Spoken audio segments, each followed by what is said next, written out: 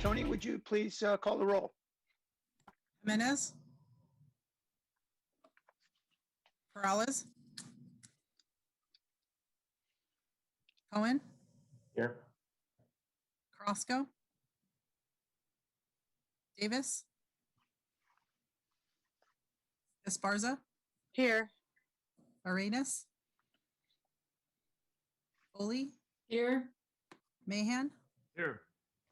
Jones, Present. Ricardo. Present. We appear to have a quorum. Is that right, Tony? Yes, yes, you have 6. Okay. Okay, wonderful. Welcome everyone to the study session, Community Healing and Economic Recovery.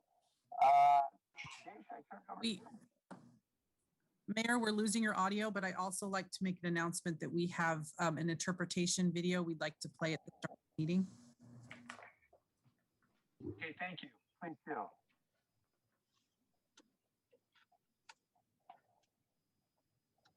Hola y bienvenidos a esta reunión.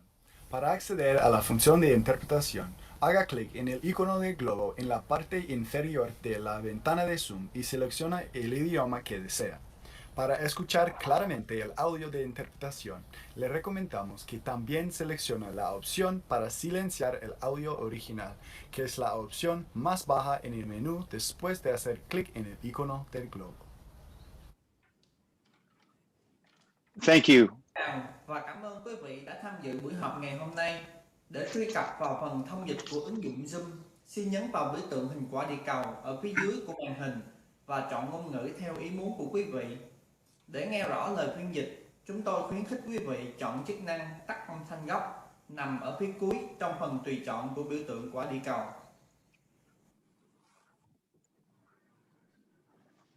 Thank you very much.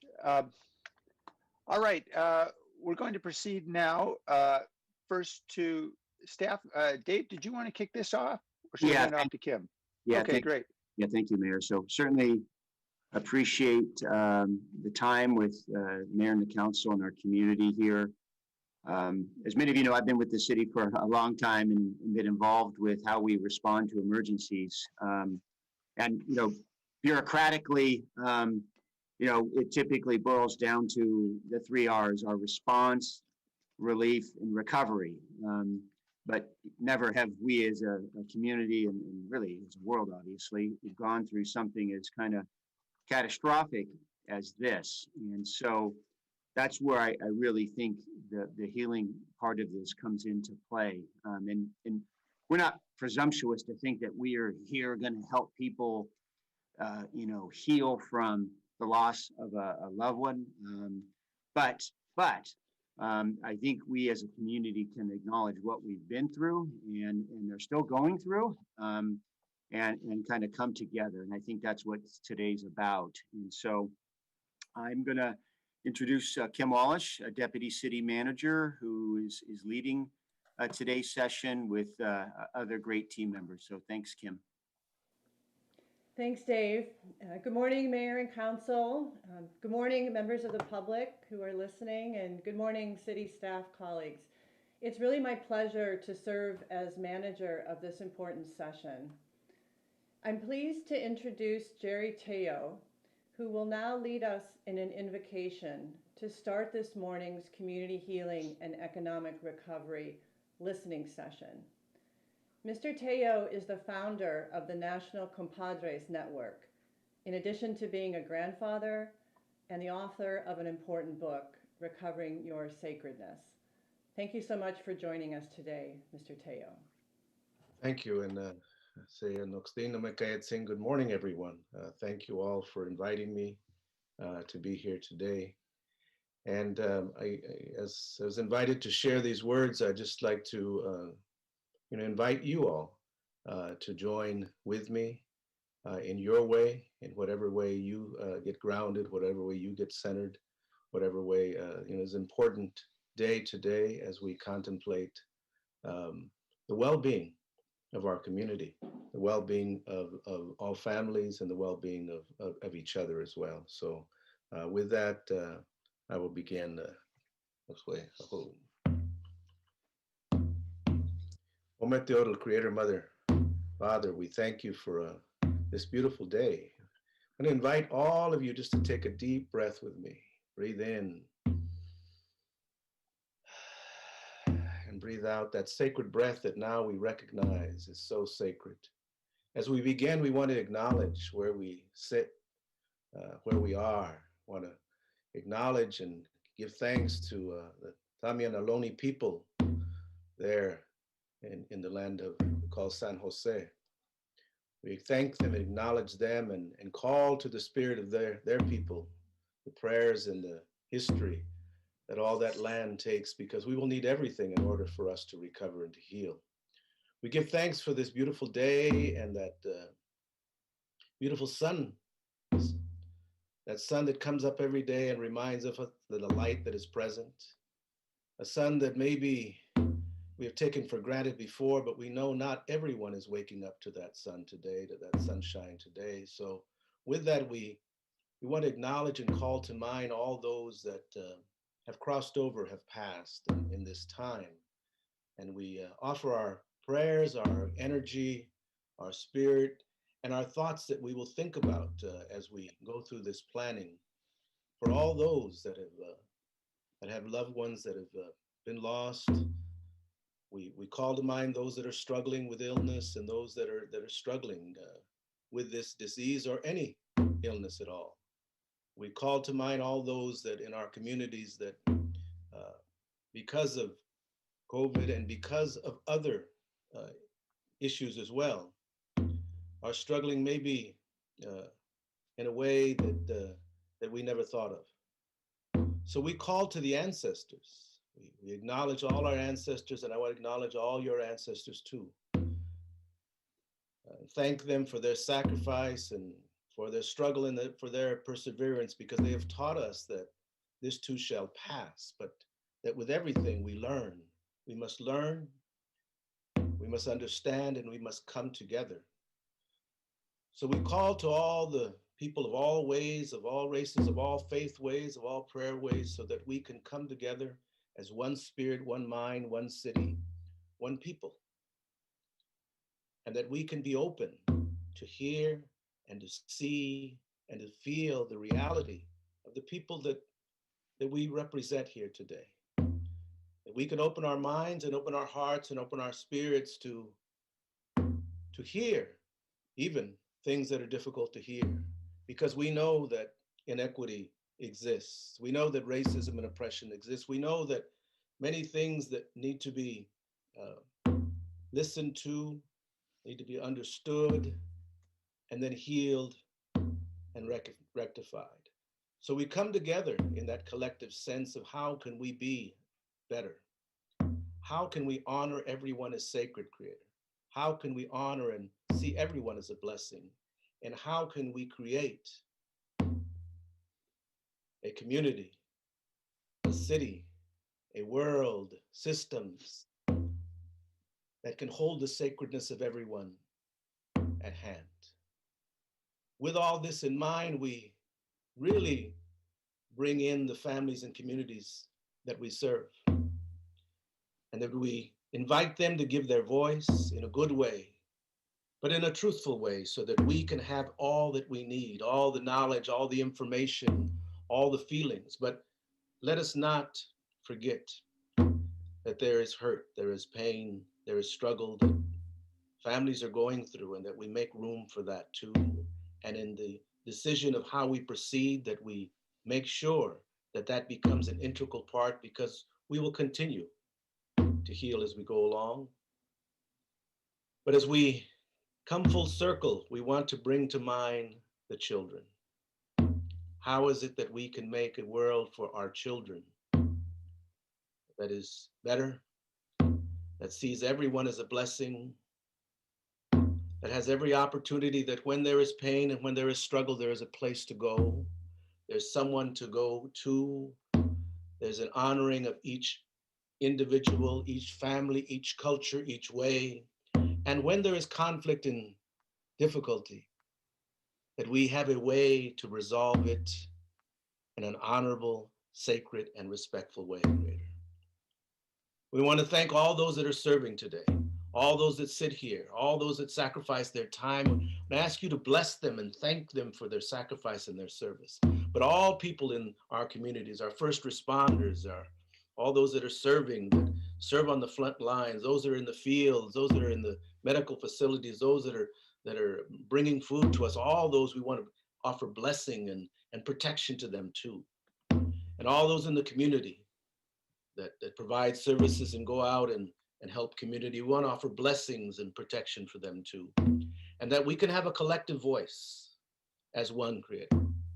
We ask that we recognize that the words of my ancestors in Cloque and Nawake, interconnected sacredness, is what we really need at this time. And so with this deep breath that we all take together and release, let us allow that breath to be a sacred breath, a sacred union, a sacred bless this meeting, bless this gathering, bless this work, in order that all our relations can be healthier and can feel sacred, and we can go together collectively as one. We thank you in the name of all our relations. We say amen. Abu. Thank you. Thank you, Mr. Teo, for blessing us with your presence this morning and for your words and invocation.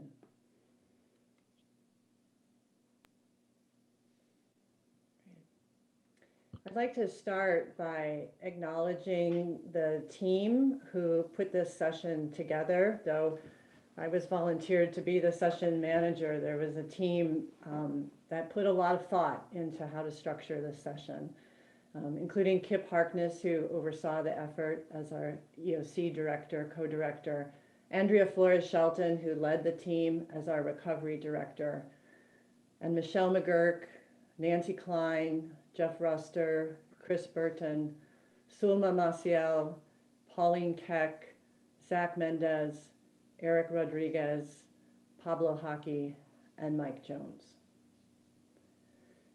So let's take a look at the agenda for this morning. We have 3 hours and we have a lot of ground to cover.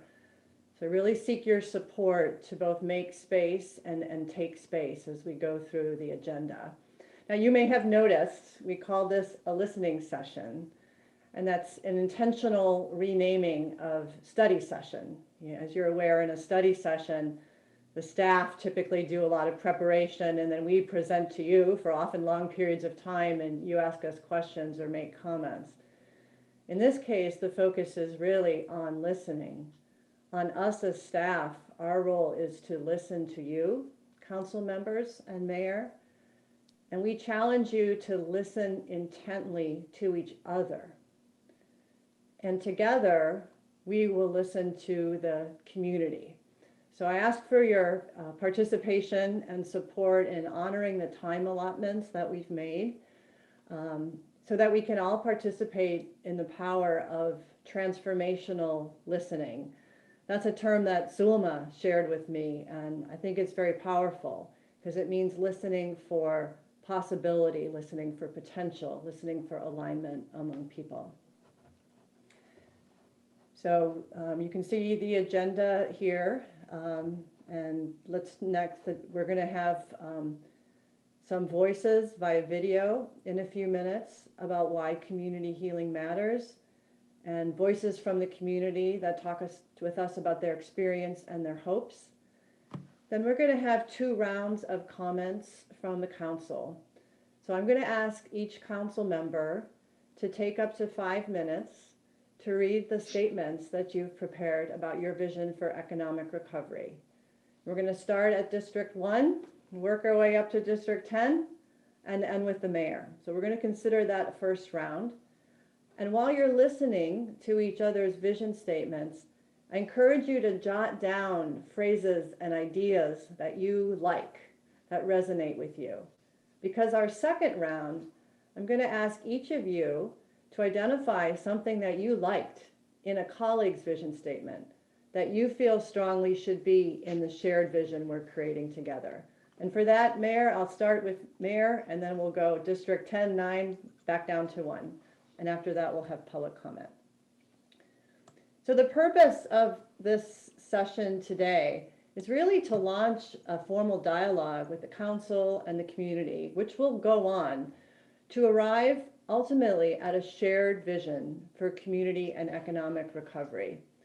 By the end of today's session, we in the city administration, we will have heard themes and insights, and subsequently we will draft a shared vision and bring it back to council and back to community.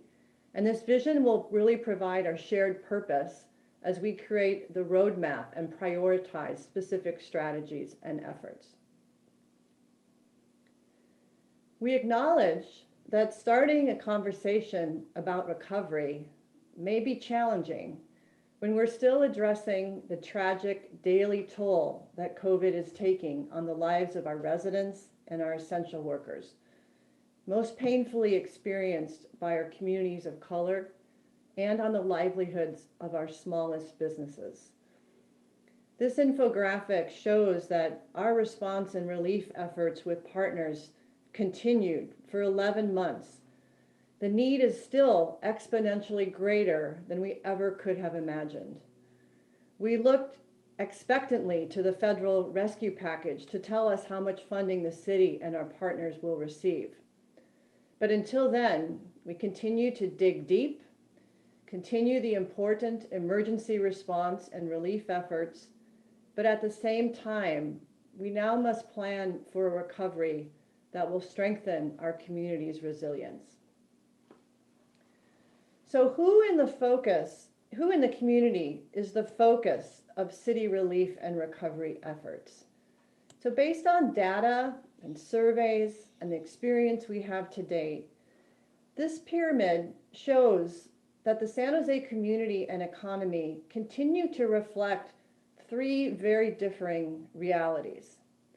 Roughly 60% of the San Jose community is what we call stabilized, able to work from home, whose circumstances do not limit their financial status or their physical well-being or need for city services. The other group we call the holding on group. Through a combination of supports, opportunities, advantages, this group has been just resilient enough to withstand being in financial crisis. We believe this group is about 20% of our population. An example of who might be in this group are the 13,000 businesses that received a Paycheck Protection Program loan, right, which in San Jose has provided $1.1 billion in direct financial assistance for business owners and their employees. Of course, the group that we are most focused on with a lot of intention and compassion and action are those fellow residents who are in crisis, who make up 15 to 20%, we estimate, of our population, which is a staggering 150,000 to 200,000 individuals. This group is primarily workers in the hospitality, personal service, leisure sectors, which have contracted by 25% from this time last year. These individuals are disproportionately people who are Latino, Vietnamese, Black, people lacking documentation to receive federal benefits, and low-wage workers who are unable to do virtual work. As of just yesterday, 69,300 COVID cases have been reported in San Jose. East San Jose neighborhoods have case rates of 9 to 13%, while neighborhoods in the rest of the city have case rates of 2 to 4%.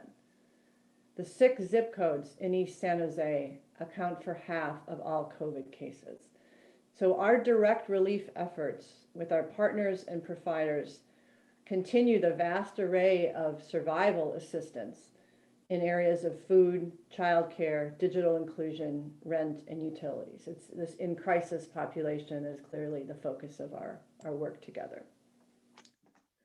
The last slide I have, just to set a little bit of context, we call the logic model. So today's listening session, it's a new approach to initiating this, what will be a complex dialogue, an ongoing dialogue among City Council, city staff, and community.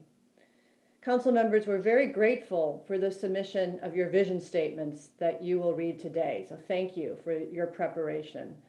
The dialogue and community input, this will all help us start to fill in our recovery logic model. As with any logic model, investments and resources need to be aligned with strategies and activities that will get us to the intended results. So that's why we're focusing on the end in mind, on the results. So you read this logic model left to right, but we're beginning in the green space here on the right. That's why we're focused on what is your vision for community healing and economic recovery. Now, this concept of community healing has been incorporated into our vision work to acknowledge the trauma that everyone has experienced during the last year, though certainly with different levels and degrees of severity. As individuals, within families, at the neighborhood, at the community level, citywide, everyone has been impacted. Yet we also acknowledge that communities of color have suffered trauma this last year more than others, for reasons that relate to historic and persistent, unfair and unjust conditions and circumstances. These inequalities are also part of the trauma. The trauma is complex, and so the journey of community healing will also be complex.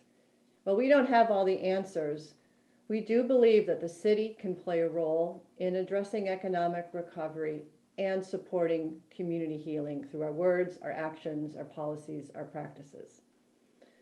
So with that setting of a little bit of context and understanding why we're here today, we are next going to hear some prepared videos that will last about 13 minutes.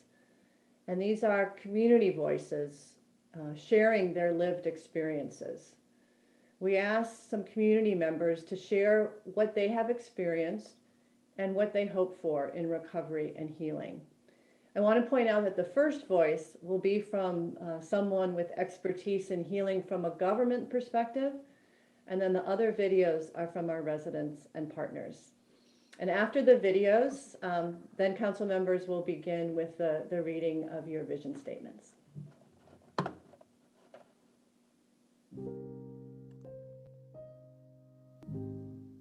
Buenos dias, good morning. My name is Patricia Marquez Singh, and I am the Trauma Informed and Healing Centered Program Manager in the Office of Cultural Competency, Office of the County Executive for Santa Clara County. I want to extend my sincere gratitude to the City of San Jose for the kind invitation to share with you today a bit about healing and why it's important as it relates to community. I want to start by saying that in general, healing is both a tool and an experience that helps us build courage, that helps us connect to our truth, and to witness compassion, all of which are necessary to begin to acknowledge our common humanity and truly see each other as equally human. This is particularly critical within the context of community healing. If we are to provide support, resources, and services that are truly rooted in community, then we must do so through a compassion-informed and healing-centered lens. Most importantly, we can't forget that our county and city workforce are part of that community healing. We cannot ask of our staff and employees to serve through a trauma-informed and healing-centered lens if they are not themselves experiencing a trauma-informed and healing-centered environment in their places of employment. We have to explicitly and intentionally build systems in which compassionate leadership, relationship building, and connection are woven into the fabric of who we are. And they're not just reserved for special programs or on a special day. This includes telling the truth about our systems and the ways in which they have further contributed to the oppression and even dehumanization of our most vulnerable and marginalized communities. The reality is, we all desperately want change, positive change, forward thinking change. But we have to remember that change happens at the speed of trust. But we only trust when we feel safe. And we only feel safe when we are seen and heard.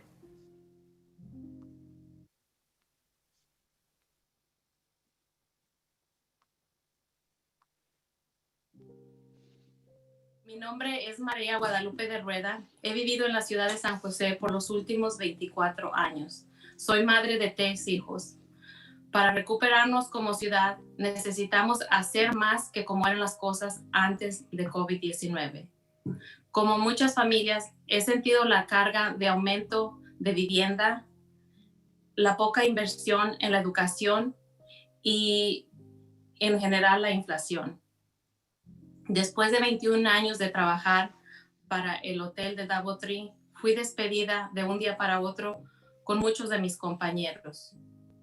Le tuvimos que decir a mi hijo que ya no íbamos a poder pagar sus clases de la universidad. He estado recibiendo un seguro de desempleo, pero no es suficiente para los gastos de mi familia. Yo sé que no soy la única persona. Como trabajadores hemos tenido que luchar por un salario digno y beneficios de salud. Y durante la pandemia, los trabajadores esenciales se han tenido que ir a la huelga para poder conseguir algo tan simple para su propia seguridad como son mascarillas. A nuestros líderes les digo, esto no podemos tener una conversación sobre cómo recuperarnos sin centrar las voces de los trabajadores. Somos trabajadores, inmigrantes, padres de familia y muchísimo más. Nosotros mismos entendemos nuestras necesidades y nos merecemos una voz en cómo construir un futuro mejor para nuestras familias, donde no tengamos que luchar para días de enfermedad, donde no tengamos que organizar como con mis compañeros para lo más básico, salarios que nos apoyen y como trabajadores en esta ciudad. Gracias. Good morning. My name is José Luis Moreno, and I'm the owner, along with my wife, of Cuba Mix Sandwich Shop here in downtown San Jose. Economically, it's been a challenge. It's been difficult, and I will say scary. Okay. Physically, I had to work harder. I had to be here more hours, and it's just draining. Psychologically, because you don't see the revenue to sustain the business. So, in every single way, it's been affected. Because the nature of a business, it's a revenue, that's critical because we have bills to pay, we have money to disperse to our expenses, and if you don't have income, it doesn't work. So financially, it's the most important thing when it comes to a business. I watch the news, I listen to the news every day, and we learn that thousands of businesses, they're out of business. So we hope to stay open for our community, to stay open for our customers, and learn how we can improve things to make things better, because this pandemic teaches a lot of things, and one of them is, what are we doing things that we can improve, what are we doing to make things better. Learn, follow the instructions from the health department, the cities, the counties, and trying to understand what's our goals. We hope to get over this pandemic as soon as possible. And because the nature of this place is a business, we hope to have more customers, more people coming into our city and enjoy it. We have a beautiful weather, we have a beautiful people, we have beautiful leaders, and we hope for the future a better place for us to enjoy. When you have nowhere to go, you have to hold on to the only thing you got. So I want to thank the federal government, the state of California, the county of Santa Clara, and the city of San Jose for all the help that they have been giving me. Without their support, this business it will be done a long time ago. So I want to take this opportunity to thank them.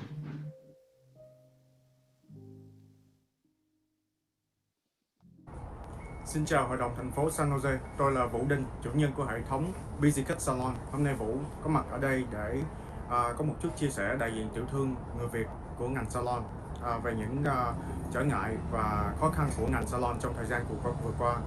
Thì ngành salon của Busy Cut là một salon ở San Jose nói riêng và tất cả các salon ở California nói chung, đặc biệt là ở miền Bắc California thì chúng tôi gặp rất nhiều khó khăn về vấn đề tiền rent, về những cái vấn đề, những cái chi phí, về những cái chi phí mà khi chúng tôi bị đóng cửa mà vẫn không có những cái hỗ trợ tài chính từ chính phủ hoặc là ở bất cứ hoặc là những cái chương trình để mà giảm thiểu cái thiệt hại về tiền rent. Những người nhân viên của chúng tôi thì họ bị mất việc và chính phủ thành phố không có những cái guideline chính xác cho cái ngành salon, không có những cái hướng dẫn để mà chúng tôi có thể vận hành và mở cửa một cách rõ ràng, và điều đó gây ảnh hưởng rất lớn và gây rất nhiều khó khăn cho ngành chúng tôi khi mà họ đóng bầm mở ngành của chúng tôi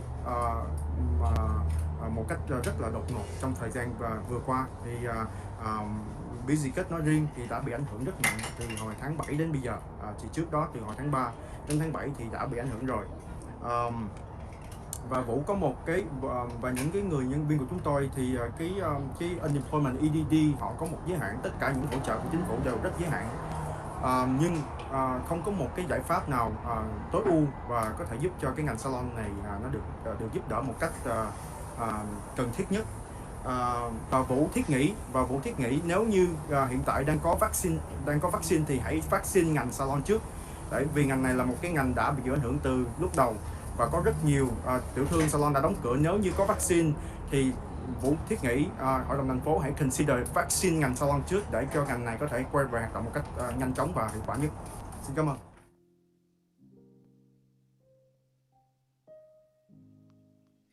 Good morning. My name is Poncho Guevara, and I'm honored to work for Sacred Heart Community Service. When I reflect on how the economic shutdown has affected nonprofits, I really believe that the pandemic has just thrown gasoline on fires that have been burning in our communities for generations. The disproportionate racial impacts in terms of employment, housing, health, and education have laid bare just how dire a situation we were in before the virus and the shutdowns disrupted our daily lives. We must redouble our fight for the same people whose systems have ignored for too long: the working class, immigrants, both documented and undocumented, people of color, the unhoused, the fight for racial equity. The effect on nonprofits has been stark and has highlighted how threadbare and under-resourced our safety net is, and how resourceful and collaborative we can be when we have no choice. We are called on to be in solidarity with those that have been marginalized, who are both growing in number and in need. We've had to completely reimagine our systems to respond to and involve our communities in what and how we do things. We did it in a way that addressed a whole new concept of what is normal and possible. The COVID Financial Assistance Program is a good example of how we needed to lead and create financial assistance that centered those who were most impacted. It wasn't just designed for those in need, but we started by talking to them, asking them how they wanted help and from whom. With our partners at Destination Home and with the support of the Office of Immigrant Affairs, we designed a system that centered and invested in the grassroots organizations they trust. This approach, don't do things for folks without them, is an important lesson as we imagine a future where we must invest in the most vulnerable and those who are in relationship and accountable to our communities. I believe there are 4 ways community-based organizations should be supported through relief and recovery. We need your courage, your time, your money, and to get out of the way. What do I mean by your courage? We need you to recognize that the reason so many were so at risk was because we were so often afraid to face hard truths about the consequences of historic and current systemic racism. In this crisis, policymakers are standing up, protecting renters, sheltering the unhoused, prioritizing affordable homes, doubling down on the safety net, and treating grassroots leaders and promotores as your partners. Policy solutions, budget priorities, and land use decisions in the face of racist dog whistle NIMBYism is always important. Keep it up, and we will have your back. As for time, for an organization like Sacred Heart, people are our lifeline. We need your time. We need volunteers, and those can include city staff helping us deliver services. We've created ways for people to volunteer safely and still make a meaningful impact. As for money, well, this is the rainy day. The community needs the investment now. Those organizations that are on the ground addressing the basic needs, physical and mental health challenges, housing and education infrastructure, and those who build our community through art and culture are essential to sustaining and thriving as a community. I think everyone understands that traditional grants and other funding streams don't cover expenses in the way we need them to. We need you to double down, especially to BIPOC-led organizations who are stressed beyond measure. By giving, you say that you are ready to be part of a solution to the growing need and challenges facing our community. What I mean by getting out of the way. Help us fight for flexibility we need to respond to community needs. Streamline regulations and partner with us rather than playing gotcha. For example, allocating precious general fund dollars has allowed us to provide direct assistance to tenants because they don't have leases or landlords are refusing payment. Let's be creative rather than prescriptive. Overall, my hope for the nonprofit sector and the communities you serve when the COVID pandemic is under control is that we will center the voices of community and build solidarity.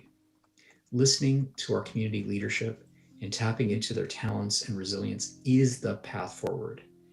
It's hard to admit, but COVID has opened the eyes of public in a way that was not possible before. People are more ready to see that hardships are not about moral failing or lack of work ethic, but a system that cannot support those who are at the brink of catastrophe. Now we have an opportunity to really build solidarity and understanding that we are all in this together. That's important. That the fact that grassroots organizations can serve as those liaisons, bringing our communities into real movement towards racial justice, recovery, and solidarity is the pathway forward. White supremacy, economic inequality, food insecurity, et cetera, are all incredibly large problems.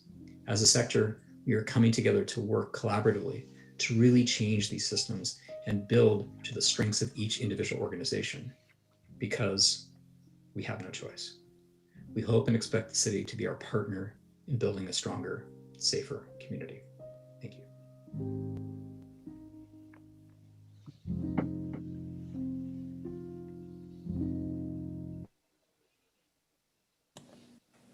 Yeah, thanks to everyone who took the time to create those videos for us. And of course, we'll hear more community voices during the public comment. So now we'd like to move to the core part of our agenda that involves the council members. And as I said, we are going to give each of you up to 5 minutes to one by one share your vision for economic recovery and community healing. And I ask that you all listen carefully to each other when you're not reading your vision. And as I said, take down notes and what you liked about what you hear from your council colleagues, because then our second round, we're going to ask you to comment on something you heard in a colleague's vision that you like. And staff is going to be taking notes and listening for common themes. So Mr. Vice Mayor Chappie Jones, I'm hoping you can do the honor of going first, and I know you'll set a great example. So could you please share your vision? And for members of the public that might be watching, these vision statements can be found linked to the council, the agenda for this listening session. So you understand the instructions, Vice Mayor? Yes, and thank you, Kim. All right, thank you. All right. As a nation, we're in a moment like never before. We have witnessed months of protests after centuries of racism, while simultaneously navigating a pandemic that has affected every corner of our country. It is clear that we must work together to create a collective vision for San Jose that will help us heal and recover as a community. My statement of principles. Many in our community are experiencing deep-seated anger, despair, and distrust of the system and our government for legitimate reasons. It is my belief that in order to see true community healing, there must first be action. Along with tangible action must be the creation of an environment of trust, respect, and civility. Strong and bold action combined with love and kindness will create social progress and community healing simultaneously. Racial and social justice. Systemic racism and racial bias, as well as institutional racism, are uncomfortable topics to discuss. But I trust that this council is up to the challenge, especially considering all of the work that's already underway with our equity initiatives. As part of the process, I would like to include equitable access to transit, targeted outreach for below market rate housing for communities of color, and more affordable housing units, and job training targeted to disadvantaged communities and displaced workers. Reimagine community safety. Since June, the council has proposed numerous public safety reforms that were adopted by the SJPD, creating the thoughtful reforms to our reimagining community safety and police initiatives.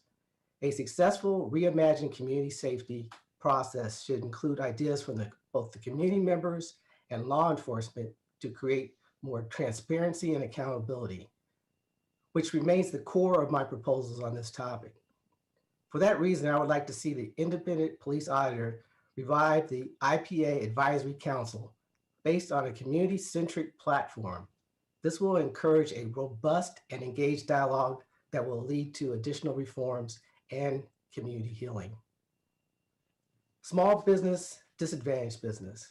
As we forge ahead under the county and state's reopening plan, it is critical that we consider the recommendations of the Silicon Valley Economic Recovery Roundtable and place a priority on San Jose's small businesses, supporting them as they recover and adjust to the new normal, particularly in employment trends, workplace safety, technical support, and equitable procurement opportunities for our small, minority, and women-owned businesses. Through grants, loans, support services, and access to contracting opportunities, we can assist our small, minority, and women-owned businesses to not only survive the pandemic in the short term, but to grow, expand, and thrive in the long term. To effectively achieve this, I believe it is time for the city to reinstate a small business commission that will provide a forum for input into issues and policies affecting San Jose's small businesses. Economic opportunities for all. Most will agree that economic opportunity corresponds to the realization of one's personal potential. If a child is faced with an inadequate school system, their struggle to realize their intellectual and economic potential is greater. For this reason, I see the importance of expanding and ensuring continued access to Wi-Fi across the city, strengthening the collaboration between the county and state organizations to capitalize on their services, and expanding on workforce development and apprenticeship programs.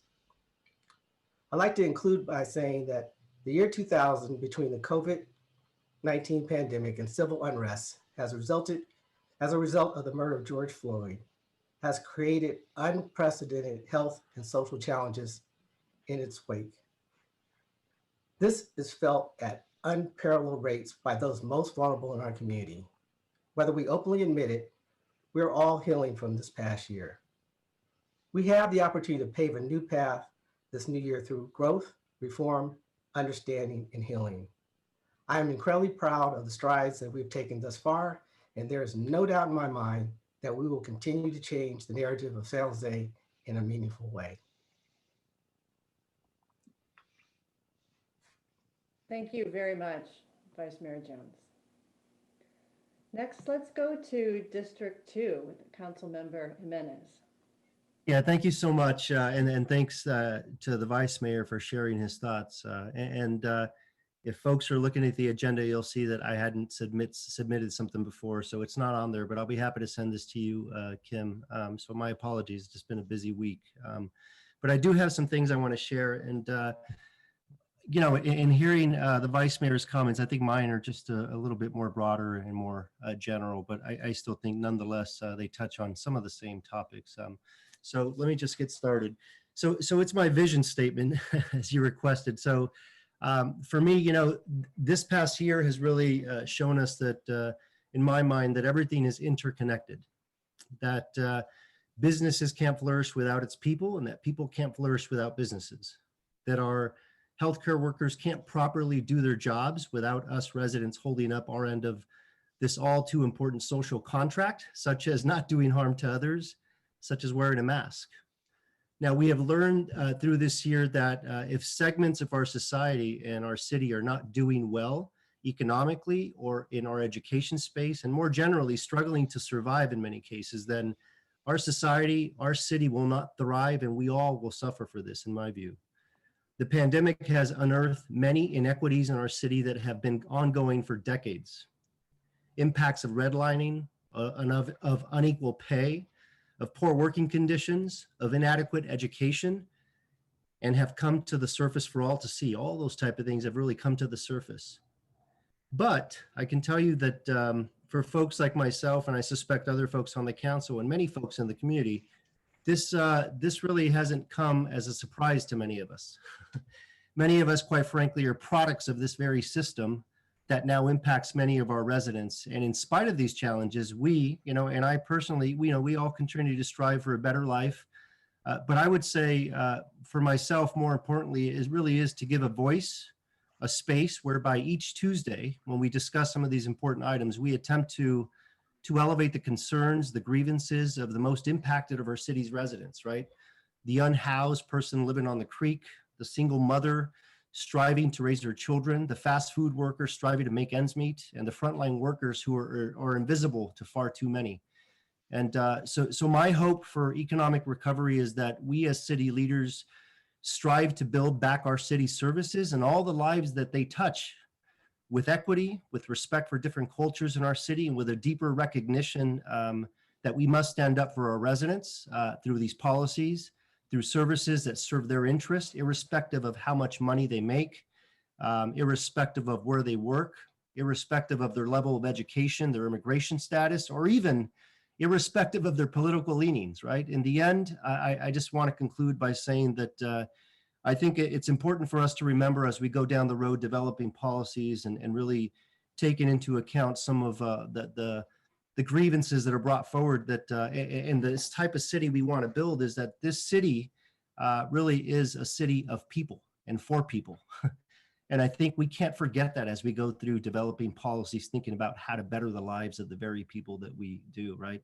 I think we unfortunately, I think sometimes have a tendency being in Silicon, and I'm going off script here, by the way, but living in Silicon Valley, we lift up tech as sort of the god of the area, if you will. And I think sometimes in my mind and in the minds of some of the residents that come before us and that call me, quite frankly, whether it be in District 2 or District 5, when we're talking about percentages, when we're talking about numbers, when we're talking about statistics, when we're talking about the elasticity of pricing for groceries, all that's lost in that, in my mind, is the humanity of the people that we're here to serve. And so that is the thing that I hope we lift up and that we really grab hold of and move forward in a very meaningful way and have that live out through the policies that we move forward. And so that's all I have to say. I thank everyone for sharing that. I'll share this with you, Kim, and I look forward to hearing the rest of my colleagues' perspectives on this. Thank you. Thank you, Councilmember Jimenez. Let's go next to D3 and Councilmember Perales. Yeah, thank you. And I'm going to just improvise the intro just a little differently, and then I'll commence to reading the letter. But my vision for healing and economic recovery is really the same as the vision I've had for San Jose since I started office, as it's been stated on my website, and that's San Jose is a safe and diverse city where everyone can afford to live, find dignified work, and engage in community. Now, after our city went into shutdown, my team and I realized that this was going to affect our community exponentially. And now this has been more than what we could ever, any of us could ever imagine. And we as a city have faced many challenges, both socially, physically, and economically. And during this, I'm even more committed to the vision for San Jose. And as the council representative for the downtown area of San Jose, I knew that I needed to take a lead in how our economic core of our city prepared and responded.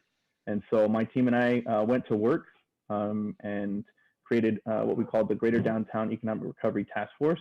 We asked those who work, live, and have a business in our community to see what we can do to support them now and as we move forward. And through that, we formed a task force of over 50 individual participants, still meeting today. We've asked our task force what we can do to support them and the businesses during closure and in preparation for safe reopenings. We triaged the impacts of the pandemic and brought forward advocacy to this council, to our county, and to our state. And currently, we're beginning to focus on how we support in this next phase of recovery. And all of the work we have done in the task force here in our core has and can continue to help our entire city. Healing and recovery for our city will take a much broader focus. And in that context, I submitted my vision letter. And the main focus is here, where everyone can afford to live. As a city, the risk of displacement and increased homelessness is greater than ever due to economic loss. We must first ensure that those who are at risk of losing their homes are given the tools and resources to keep a roof over their heads, especially as the job market recovers. This includes rental assistance, continued moratorium on rent increase and evictions, and ensuring tenants' rights to mediate past due rent payments through payment plans. Second, we must double down with the county to address our existing homeless crisis through increasing resources needed for stability, such as job training and mental health services. And finally, our affordable housing stock remains overwhelmingly low. We must work to not only increase affordable housing in every part of our city, including permanent supportive housing, but also maintaining what currently exists. And finding dignified work. Our local small businesses have suffered horribly, many having been forced to shut their doors for good. Per the Greater Downtown San Jose Economic Recovery Task Force, we have heard loud and clear that business owners simply want more than just to survive. They want to thrive again. As we begin to safely reopen and are contending with a trending work from home culture, we must help restore consumer confidence, reimagine our public spaces, and reduce barriers for our local small businesses so they may flourish, ultimately bringing job growth for all. Rather than terminate creative opportunities like outdoor dining and street closures, we should make them permanent and further enhance those efforts. Furthermore, among the sectors that have suffered, none have suffered more than our arts community, which were the first to close and likely will be the last to reopen. Whether it be through financial assistance or leveraging private-public partnerships, we must do all we can to restore and enhance our once vibrant arts and cultural life. Finally, one silver lining from this pandemic has been the boom of home-based entrepreneurship, rooted in the need for economic survival. We should foster this exciting burst of micro business ventures and support its growth. And lastly, engage in community. We cannot deny that we are emerging from the pandemic as a different world, not just from the public impacts, but from the civil and social movements that skyrocketed over the past year, launching our city into a deep reflection on where we stand on racial and social equity, a conversation that myself and my colleagues have pushed long before the pandemic. Our new Office of Racial Equity has the opportunity to level the field for our communities that have been historically overlooked and guide us toward achieving a more equitable city. We have had tough conversations and need to continue to have them if we are to build a better San Jose for our children. Additionally, as we move forward, we should look at elevating our city's voice in the public health arena by exploring the creation of the city's own public health office. As the 10th largest city in the nation, we have complied with federal, state, and county mandates while struggling to have our own community concerns addressed, often hitting a wall.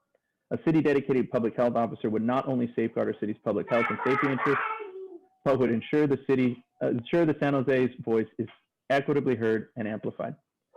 My vision is shaped with the understanding that it takes all of us, from our residents to the business community to our nonprofit organizations, to truly bring healing and recovery to fruition. And it will take time and more than just a few initiatives to do so. In the years ahead, we need to continue listening thoughtfully to those we serve and act accordingly in their best interests. Together we can rebuild, restore, and revitalize. And now I need to tend to my son. Thank you, Councilmember Perales. Let's go next to hear from District 4, Councilmember Cohen. I first want to thank my colleagues who came before me for very thoughtful and detailed memos and statements, and for Councilmember Perales for at the end reminding us why we're all doing this. We're doing this for our kids in the future and making sure we have a community that's here for all of us. What Councilmember Perales said at the beginning is really important. A lot of the things that should be our focus after the pandemic are things that were our focus before, and we've seen some things that remind us of the importance of some of the initiatives that maybe we weren't as focused on, but that we've been thinking about that we really need to amplify as we come out of the pandemic. So I'll read my statement. As we take time to plan the recovery of our city from the perfect storm of crises that have impacted our residents in 2020, it is incumbent upon us to take a broader view of what recovery might look like. What the pandemic has exposed is that the chronic issues of food insecurity, affordable housing, access to the internet, and making a living wage are impacting our historically marginalized communities the hardest. Recovery is defined as regaining something lost or taken away. At this moment in time, our recovery must have more reach and impact. It will not be enough simply to regain lost ground. Our recovery plan should provide solutions to the root causes that created these hardships in the first place. For example, food insecurity is not just about economics. Interruptions in the production and distribution of food have an impact as well. Let's create opportunity in our affordable housing plans to integrate agricultural technology and partnerships that will allow residents to effectively grow their own fresh food. We must go beyond rules of engagement from pre-COVID era in order to reopen schools for the kind of impact we seek. One positive outcome from distance learning is the vast catalog of asynchronous lessons that have been developed. In addition to focusing on learning loss from a standards perspective, let us also focus on creating curriculum that allows more flexibility and engagement for students. To support schools in an effort like this, let's dedicate ourselves to closing the digital divide sooner rather than later. Additionally, let's partner with our schools to extend their limited mental health resources with social workers and counselors in order to increase their reach. To address living wage issues requires an investment in workforce development. Creating 21st century jobs that may not currently be defined in industries that are just starting to develop will require partnerships with new and innovative entities, as well as new policy that will encourage investment balanced with regulation.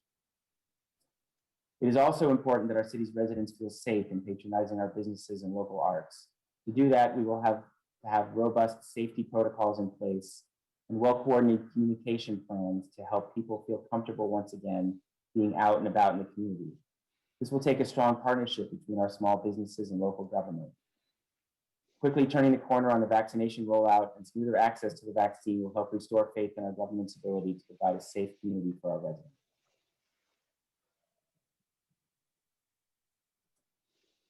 Great. Thank you, Councilmember Cohen.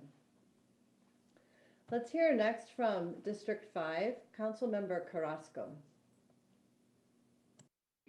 Well, thank you so much, and thank you for putting this together. The job that we have before us is daunting, and I appreciate this time that we have to at least start a conversation.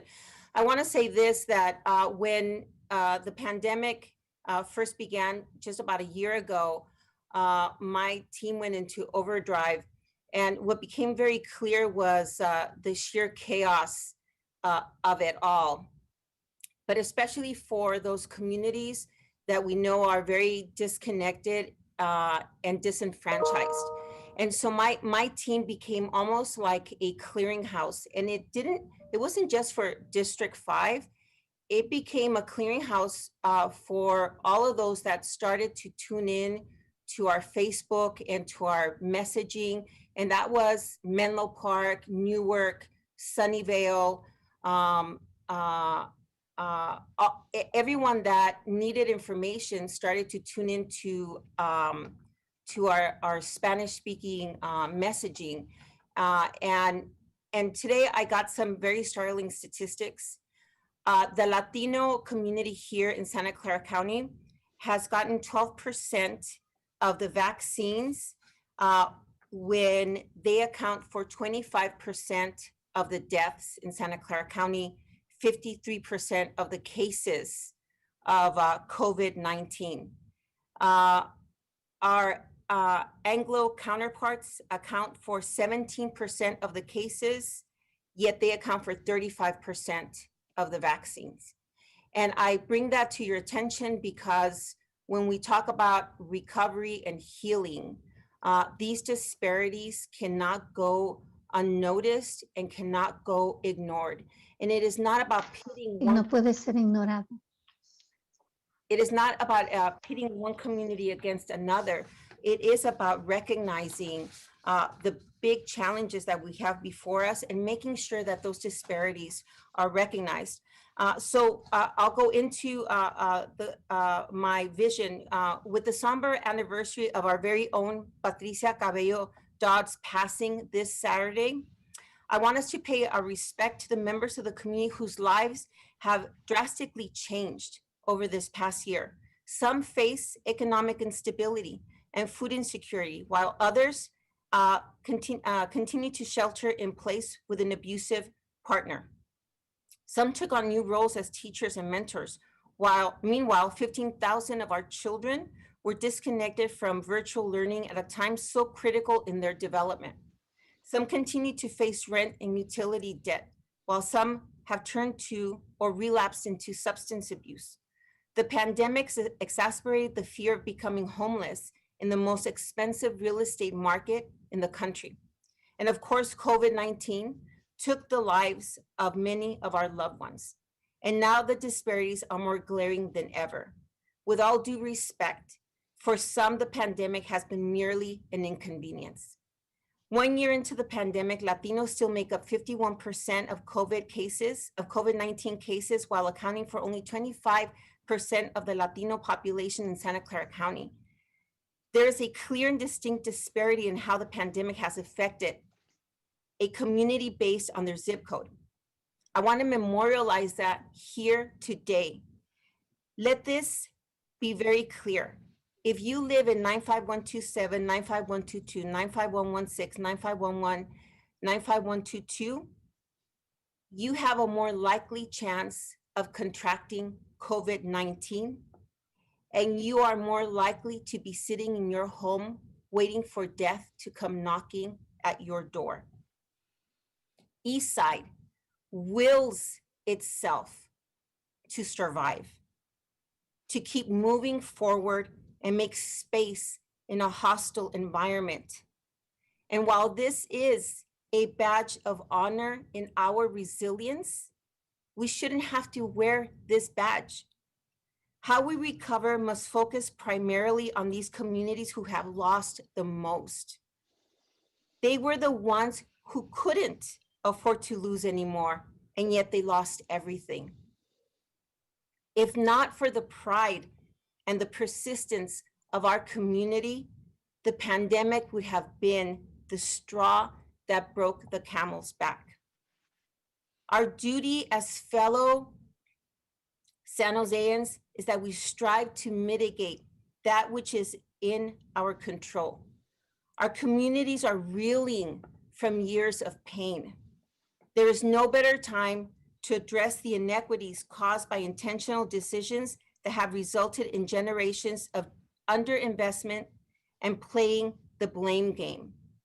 We must address with intention symbolic barriers, such as Highway 101, that keep many families from economic stability and upward mobility that divide a city east, west, which manifests through a lack of resources and opportunities.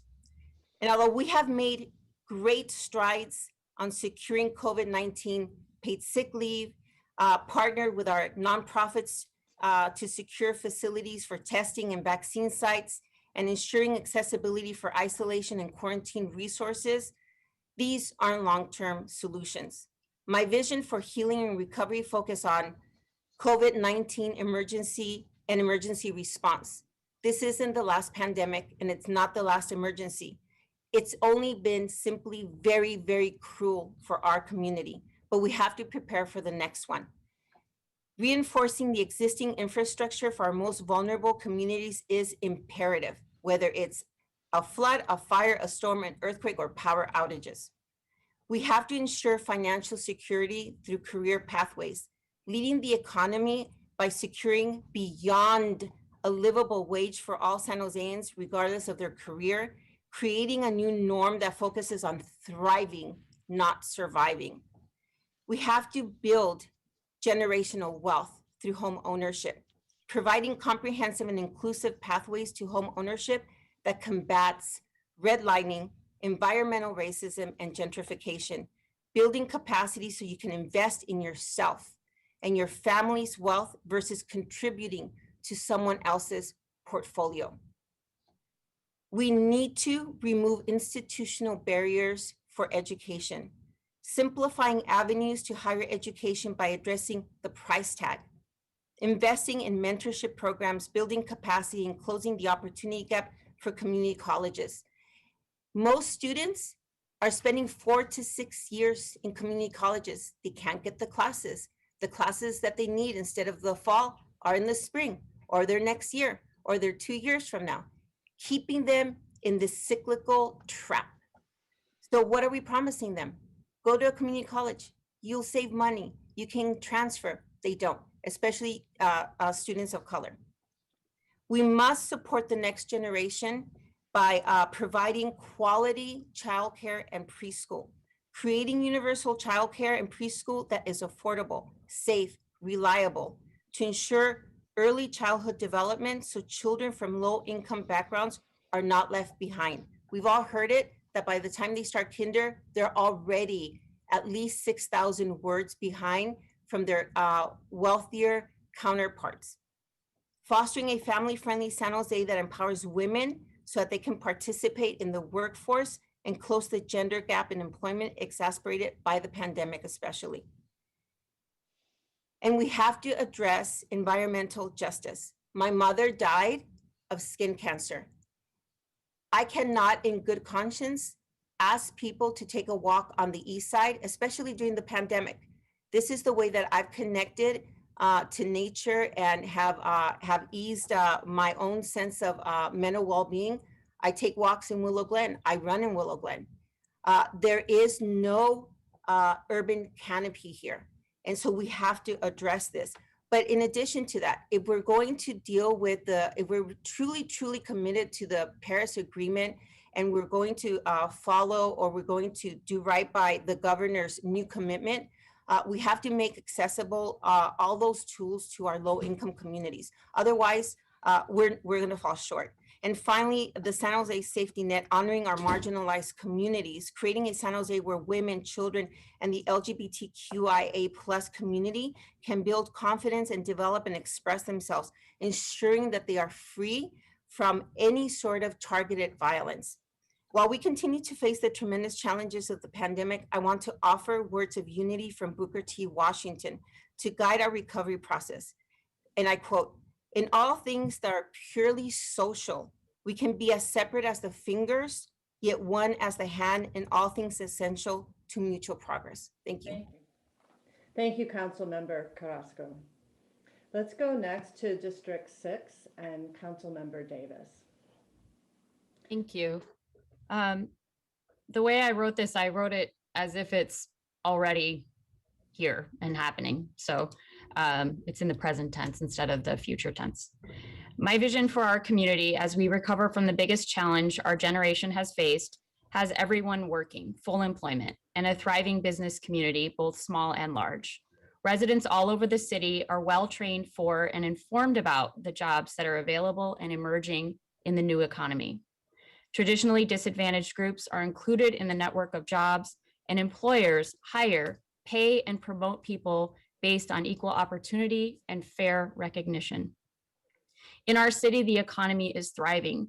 New construction, from big developments downtown to small home renovations everywhere, are happening and are processed through a fully staffed planning and building department with fully implemented state-of-the-art planning software.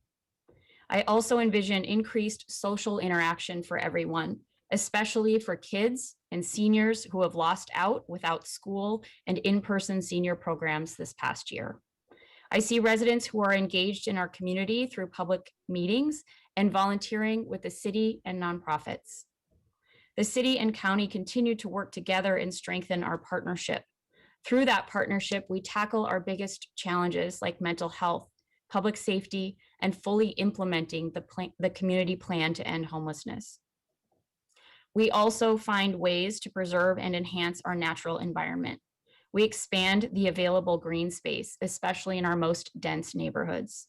We coordinate across departments to repave our streets and add bike lanes while also incorporating bioswales, trees, and native plants to enhance our city's attractiveness, recharge our groundwater, and reduce the heat island effect in our city. Because of these changes, residents continue to enjoy the outdoor activities they newly discovered in 2020 and find ways to combine physical activity with other aspects of their lives, like commuting, errands, etc. They find new ways to get around our walkable, bikeable city. Thank you very much, Councilmember Davis. Now let's go to District 7 and Councilmember Esparza. Thank you. And I'd like to thank my colleagues for their thoughtful comments.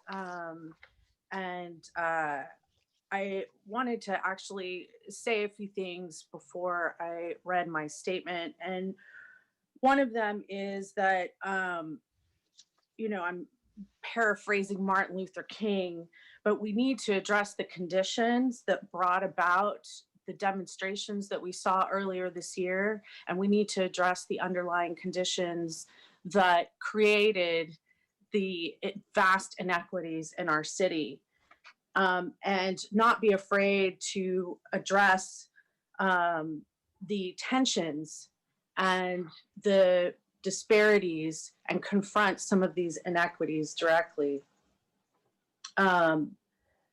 My vision, also, I wanted to state that that I think that we need to evaluate these inequities and address these underlying inequities in our city throughout the city's budget process, and distribute funds and address the inequities, the institutional inequities in our city, that we recognize parts of our city have received less infrastructure and investment than other parts of the cities, and that we have policies that frankly treat some parts of the city differently than others, and that we address this as part of our recovery, because normal wasn't great either. And what we should strive for is to be better than normal. And also that we address the institutional inequities that got us to this point, and that involves more than just programs, that we need to address the underlying issues. And lastly, before I get to the statement, that our values are reflected every Tuesday. As we plan for community healing and economic recovery following a devastating once-in-a-century pandemic, I appreciate that staff's understanding that the disparities of our low-income minority communities were not created by COVID, but magnified and widened and deepened through this pandemic. Our recovery efforts should not focus on rebuilding to where we were, but strive to interweave equity within every aspect of our recovery process to build back a better San Jose for all. And in order to accomplish this, we must focus first on helping those who have been hardest hit by COVID and the ensuing economic devastation. So I divided my statement into a few sections, and one of them is health and safety. To me, that is keeping folks alive is our number one priority for 2021 and the future. And that to do that, one, we must target our vaccination efforts in communities with a high concentration of essential workers, particularly communities of color, as the data has shown that these communities are contracting COVID and dying at the highest rates. Without the luxury of working remotely to protect their families, COVID will continue to spread rapidly, causing further devastation and delaying the healing process and economic recovery for all of San Jose, not just the folks that are able to stay home. Two, that we must continue COVID testing. So as we recover, our essential workers are not continuing to bear this brunt of contracting COVID and therefore risking exposure to all residents of San Jose, and especially their families who are at increased risk merely because of their living situation, where we know many folks, particularly our hourly workers, are living in overcrowded situations because that's what it takes to make ends meet in our city. Number three, that we must combat the increase in violence and gang-related activity in our communities that our communities have experienced during this pandemic. This includes activating areas most impacted by violence and gang activity with community programs and support and connections aimed at providing our youth and their families with a safe, supportive, and constructive environment. Under housing, we've discussed this at council, but for folks listening for the first time, as stated in Housing's memo on the moratorium on rent increases for tenants and mobile home residents and owners financially impacted by COVID, PolicyLink is projecting 22,269 low-income households owe a projected $84.3 million in back rent. I'm going to say that again. 22,269 low-income households owe a projected $84.3 million in back rent. If we are to heal our communities and recover economically, we must keep our communities intact and support our low-income families, families who are the foundation and backbone of San Jose from the eviction time bomb. We must not continue to lose families out of San Jose because they can't make it in our city. And this can be addressed, although not resolved, by prioritizing rental assistance to these residents and aggressively building new housing at all affordability levels citywide. Under economic recovery, number one, we must address the neglect and devastation experienced by our childcare providers to ensure our families have affordable and available childcare as more residents return to work. Not only will this bring back jobs lost in the childcare industry, it will allow more residents, and particularly women who have exited the job market for childcare purposes, to re-enter the job market. This will also address the fact that often families rely on dual incomes and affordable childcare to afford the cost of living in San Jose. Again, we cannot continue to lose these families out of San Jose. Number two, we must support educational activities to meet the needs of our students who have been left behind due to the incredible obstacles resulting from COVID. This will help parents return to work and ensure that these students, who are our future workforce, who have lost time, that they have the skill set required to be prosperous in their careers, and that we don't lose these kids. Number three, that we must support our small retail businesses who are also facing an eviction time bomb, which would result in significant job loss and an increase in vacant, blighted storefronts. And number four, with a 21.7% increase in new business licenses filed in California in 2020 compared to 2019, We must support our residents who have taken the leap of faith into entrepreneurship, recognizing that entrepreneurship is often the pathway for women and minorities to enter into the mainstream economy to obtain financial freedom. And lastly, again, just to say that if we are really to recover as a whole, we must start with the communities that have borne the brunt of the devastation caused by this pandemic. Thank you. Thank you, Councilmember Esparza. Now let's hear from District 8, Councilmember Arenas, if you could please read your vision. Thank you. And actually, Councilmember Esparza, in her comments and her initial comments, reminded me of something that I had said in our first equity study session, and that is that we must not focus on our youth as our problem and resolve the problem by addressing them with programs, because those are very just Band-Aid kind of solutions. We really have to look at systemic changes. And this is coming from a theory of change in another city that has adopted pro-equity governance, and that is to have a pro-equity policy agenda. And it's to become pro-equity in practices and in governance. And because of that, we need systems and standards that build on our best practices and learnings from equity journey to date. And I have to say that we don't have a journey just yet. And so I fear that we haven't built something so that we can there isn't a foundation. And so I hope that this is the first step to actually laying that foundation, because what I'm going to read is nothing different from what you've heard me say probably since I first started. And the only thing that I'll end in this introduction is that we really need to adhere between what we know, what we've heard, what our community is saying today, and then the way that we vote every Tuesday, because there needs to be some adherence if we're going to develop a logic model based on all of this input.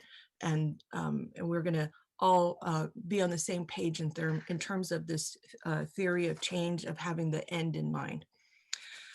So as we picture a community that successfully recovered, it's easy to fall into a vision of community before the pandemic, but that picture of our community pre-pandemic is distorted with hidden and more blunt disparities. People of color as a community have generationally been deeply frozen by a housing crisis, affordability crisis, and a deep racial and gender inequities. Because of this pandemic, this community has extensively changed by the experience. When we acknowledge their historical and systemic divide, it's clear that it's impossible to use last year or even the best of the years as the yardstick for recovery. We must envision a future that our city and country has never experienced, that involves an inclusive recovery for all. And this is a statistic that I obtained from the Brookings, and I'll send this all to you, Kip and Kim. Statistic from the last recession recovery from 2008 to 2018, out of nearly 200 metropolitan areas that together house 80% of the US population, exactly 0 managed to grow their economies, raise standards of living, and reduce gaps by income, race, and place consistently from 2008 to 2018. So what does that mean? That means that our communities were not in a very good place after the recession. So when COVID hit, we were in a worse place. So on our road to recovery, it's going to take all of us. And in my comments, I am including a lot of my feedback that I collected through my District 8 neighborhoods and stakeholders and groups. No crisis could in our lifetime more severely underscore the issues of gender inequity in our society than this pandemic. Women in our community and nation have been torn apart by the competing needs to continue to contribute financially to their families, while also taking an outside share of the exploding burden of childcare in their homes. While many men have learned firsthand the difficulty of working without adequate childcare, By and large, it is women whose careers have been deeply impacted by this burden. To top it off further, because so many women work in the low wage sectors, most affected by this pandemic and restrictions, in many cases, the decision has been made for them. The unemployment rate for women staggers that for men. In the most recent economic quarter nationally, on balance of all the jobs losses were women, with men making small gains on balance. As we move into recovery, we must tailor our policies with this in mind. We need small business support that specifically targets women and people of color for assistance. We need career and job training plans and programs with young women in mind, as well as youth that are stuck in the depths of educational gap that continues to grow. We must find matches for our youth, especially brown and Black youth, in the many sectors of our local economy, especially focusing on college-bound careers that can respond to our local needs. Most of all, we need gender parity policies, like I've been looking at in my family-friendly city initiative, that specifically targets problems that we too often look to women to simply solve at the cost of their careers. Most clearly is the childcare crisis. We must participate in and champion the changes needed to allow both women and men to have successful careers regardless of the responsibilities of parenting. This need has been clearly identified and prioritized by the governor, including in his new budget proposals, as well as the Biden administration, which has included this priority already in their COVID relief proposals. A clear window of opportunity exists, and we must not lose it. A recovery that doesn't include women is no recovery at all. Additionally, if the need to have a recovery deeply rooted in racial equity was not clear before, our National Summer of Reckoning on Equity and Injustices should have cleared that up for all of us. The effects of this pandemic have been felt most harshly and deeply by communities of color, and the economic policies of yesterday have never been targeted well enough to meaningful support a recovery that supports the most harmed by the pandemic. We need to enforce gender equality laws on the books, and we need to reform our police response to move away from criminalizing women for the sins of men, but instead provide real support for children and women who survive abuse, human trafficking, domestic violence, and sexual assault. We must radically rethink our economic development policies to provide targeted support in the areas most damaged. Santana Row will recover, but will Tully Road? How do we help families move from the edge of homelessness to prosperity? How do we help bring some equality in wages forward so families can become self-sufficient? It's vital that people of all immigration statuses participate in our economic recovery.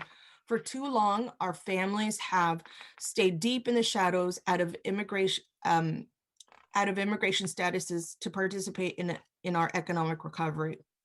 It's vital that people of all immigration statuses participate in our economic recovery. For too long, our families have stayed deep in the shadows out of fear. They were suffering before Trump and before the pandemic, but the compounded traumas of these experiences have caused deep physical and psychological wounds that will make participation in our economy difficult, but also deeply needed. We must work inside the community intensely to rebuild trust and bring people into the economy. To do this, we must count on Biden administration to make it safe for families to participate, but we cannot count on them to do the community organizing work for us. Thank you. Thank you, Councilmember Arenas. Next, let's hear from District 9. Councilmember Foley, if you could read your vision statement. Thank you. I really appreciate the opportunity to hear what all of my colleagues have to say as far as their vision for the city of San Jose, and I think there is a lot of common ground here. So that's exciting for us to hear. The pandemic, just as a forward, the pandemic has shed a light on the inequities that are occurring in various parts of our city, and particularly shed a light for me. So I hope that going forward, we'll be able to use this opportunity to work collectively to provide an environment to lift up all of our residents, but particularly those who are in need the most. With that, I'll read my vision statement. A city united in a common destiny and shared understanding amongst diverse stakeholders, elected officials, nonprofit leaders, business owners, religious teachers, and the broader resident community that San Jose must become a more equitable, less economically unequal, more kind and respectful, and overall more livable city. A stronger public health system where health insurance is ubiquitous, testing for COVID-19 is accessible everywhere for anyone, and where vaccinations are readily available. A city filled with equally accessible opportunities and information for all our residents, no matter their language, age, or ability. A greener city that protects our waterways, works to clean our air, reduce our greenhouse gas emissions, electrify our transportation systems, and ensure a cleaner and more hospitable climate future for our children. A more affordable San Jose, where rents rise more slowly and incomes rise more sharply, so that our renters can save money for the inevitable rainy days and gain the ability to afford the purchase of their first home right here in San Jose.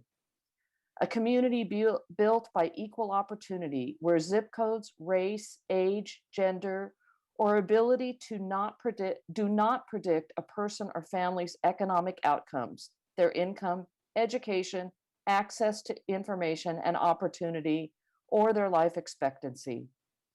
A more effective transportation system with complete streets and Vision Zero in mind for pedestrians, bicyclists, transit riders, and automobile drivers that allow our residents to get exactly where they want to go and how and when they want to get there in a safe, effective, and affordable manner.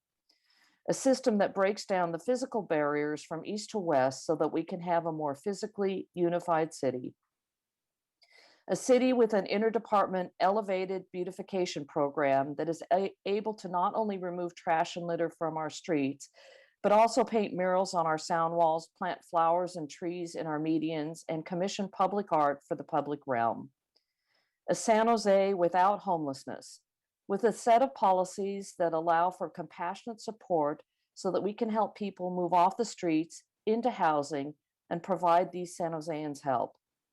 And finally, a vibrant business community complete with industrial giants and great employers that treat their employees right, and small businesses that thrive and add to a creative and entrepreneurial San Jose spirit. Thank you. Thank you, Councilmember Foley. Let's hear next from District 10, Councilmember Mahan, if you could please read your vision. Thank you. Good morning.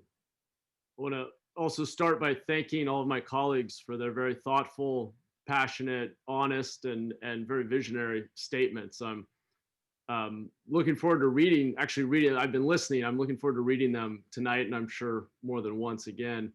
I'll read the statement I submitted.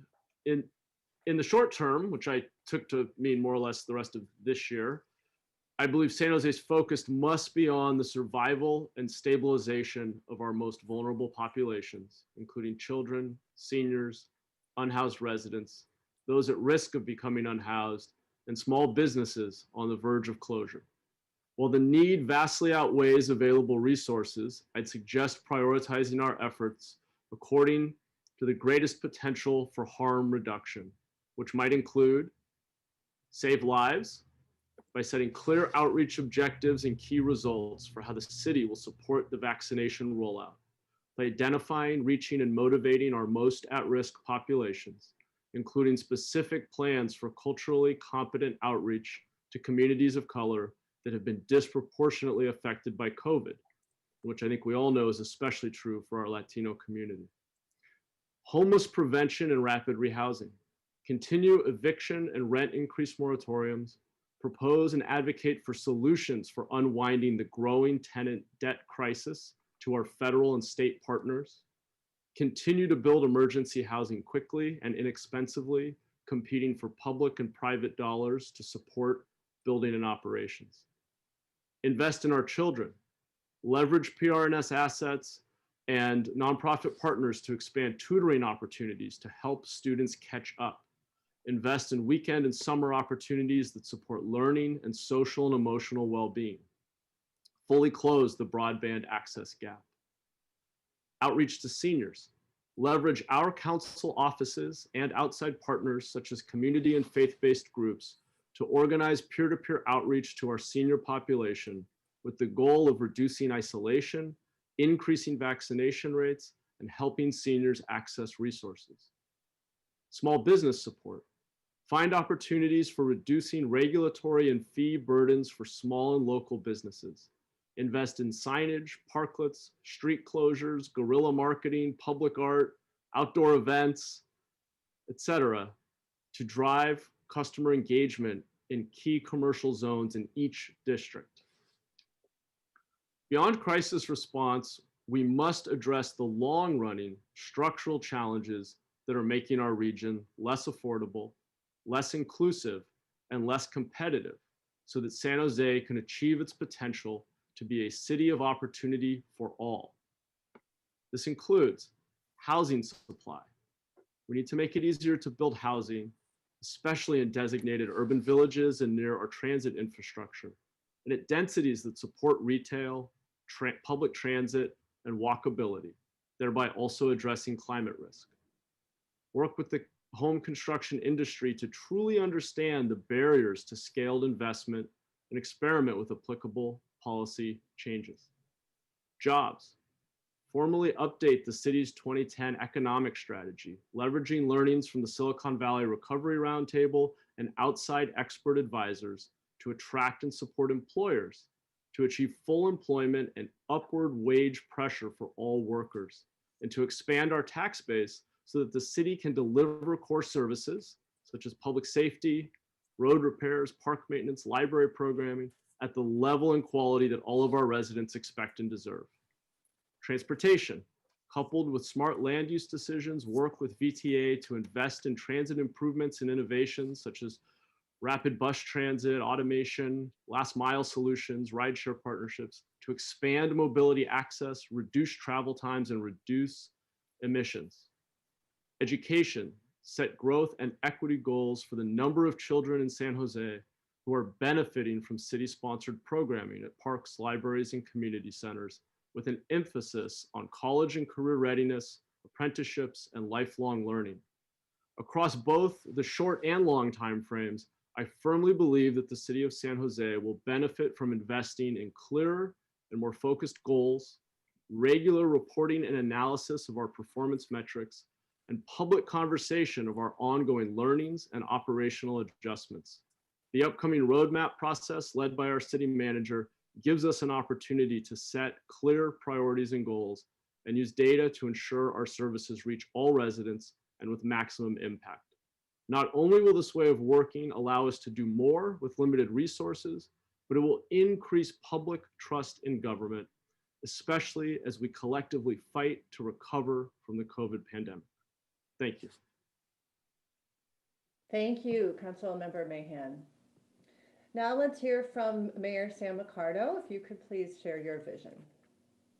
Thank you. I also want to thank all of my colleagues for your very thoughtful insights. And I've been scribbling notes as fast as I can write, but I appreciate that much of this is written so we can go back to it and use it as a resource. The vision statement is that as we emerge from the pandemic, San Jose will become a global model for resilience, compassion, and equitable recovery as America's great multicultural success story. Obviously, that's an aspirational statement, and there's a lot of work that needs to be done for us to reach our aspirations. Appreciate many of the ideas have been suggested already. Here's a few of mine in the short term. That is things that we could work on in the next year. First, focusing relief resources on families and individuals unable to access federal and state assistance, particularly members of our community who are undocumented, unhoused, and long-term unemployed.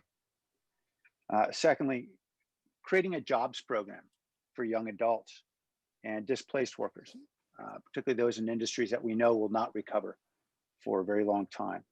One that provides immediate employment and pay for tasks that will boost our community's resilience to our multiple crises. For example, providing childcare to families of essential workers, clearing defensible space for homes in areas that are vulnerable to wildfires, planting street trees to reduce urban island effect in many parts of East San Jose, for example. Kinds of tasks that we know we can accomplish fairly quickly and get paychecks in people's pockets. Third, facilitating entry for more of our young adults from low-income neighborhoods into the building trades. We know we have a shortage of labor that is constraining our ability to build housing, particularly affordable housing, and that is affecting all of us, and it's also constraining opportunity for many of our young adults. So particularly in the higher paying trades, we'd like to be able to boost those job opportunities and get more housing built. Fourth, connecting tech and other high growth employers to non-traditional talent. By that, I mean the many residents of ours who don't have college degrees, but can contribute, particularly with short-term and medium-term training programs, particularly through partnerships with community colleges and nonprofits. Next, expanding opportunities for youth of color living in low-income families through expansion of efforts that we currently have, like San Jose Aspires and San Jose Works, to provide clear pathways to college and summer job programs, and supportive services around those programs. Six, prioritizing immigrant and displaced workers for the existing programs we do have, recognizing that needs have shifted and the acuity of need has shifted. Next, supporting a philanthropy-led effort to create credit facilities for immigrant-led small businesses needing capital access for hiring and rebuilding, because I think many of us anticipate there will be a credit freeze that will be coming, and we need to prepare for it and find ways to help small businesses get access to credit so they can survive and hire.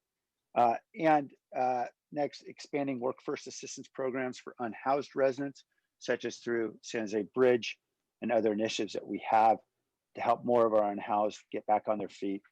And then finally, continuing expansion of our digital inclusion efforts and really making good on our goal of reaching 300,000 East San Jose residents with free broadband, eliminating the digital divide for every student in San Jose schools by the end of 2022.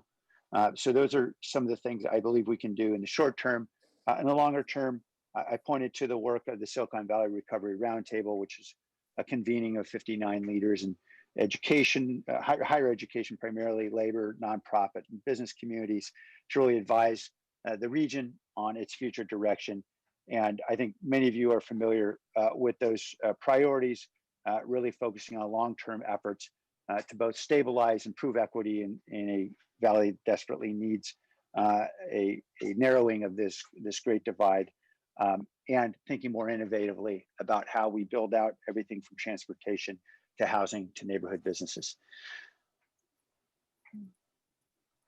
Thank you, Mayor Ricardo. I want to thank you all for the preparation and thought that went into creating those vision statements and for sharing them this morning. It was very powerful. I know a lot of us were taking a lot of notes, and so thank you for that.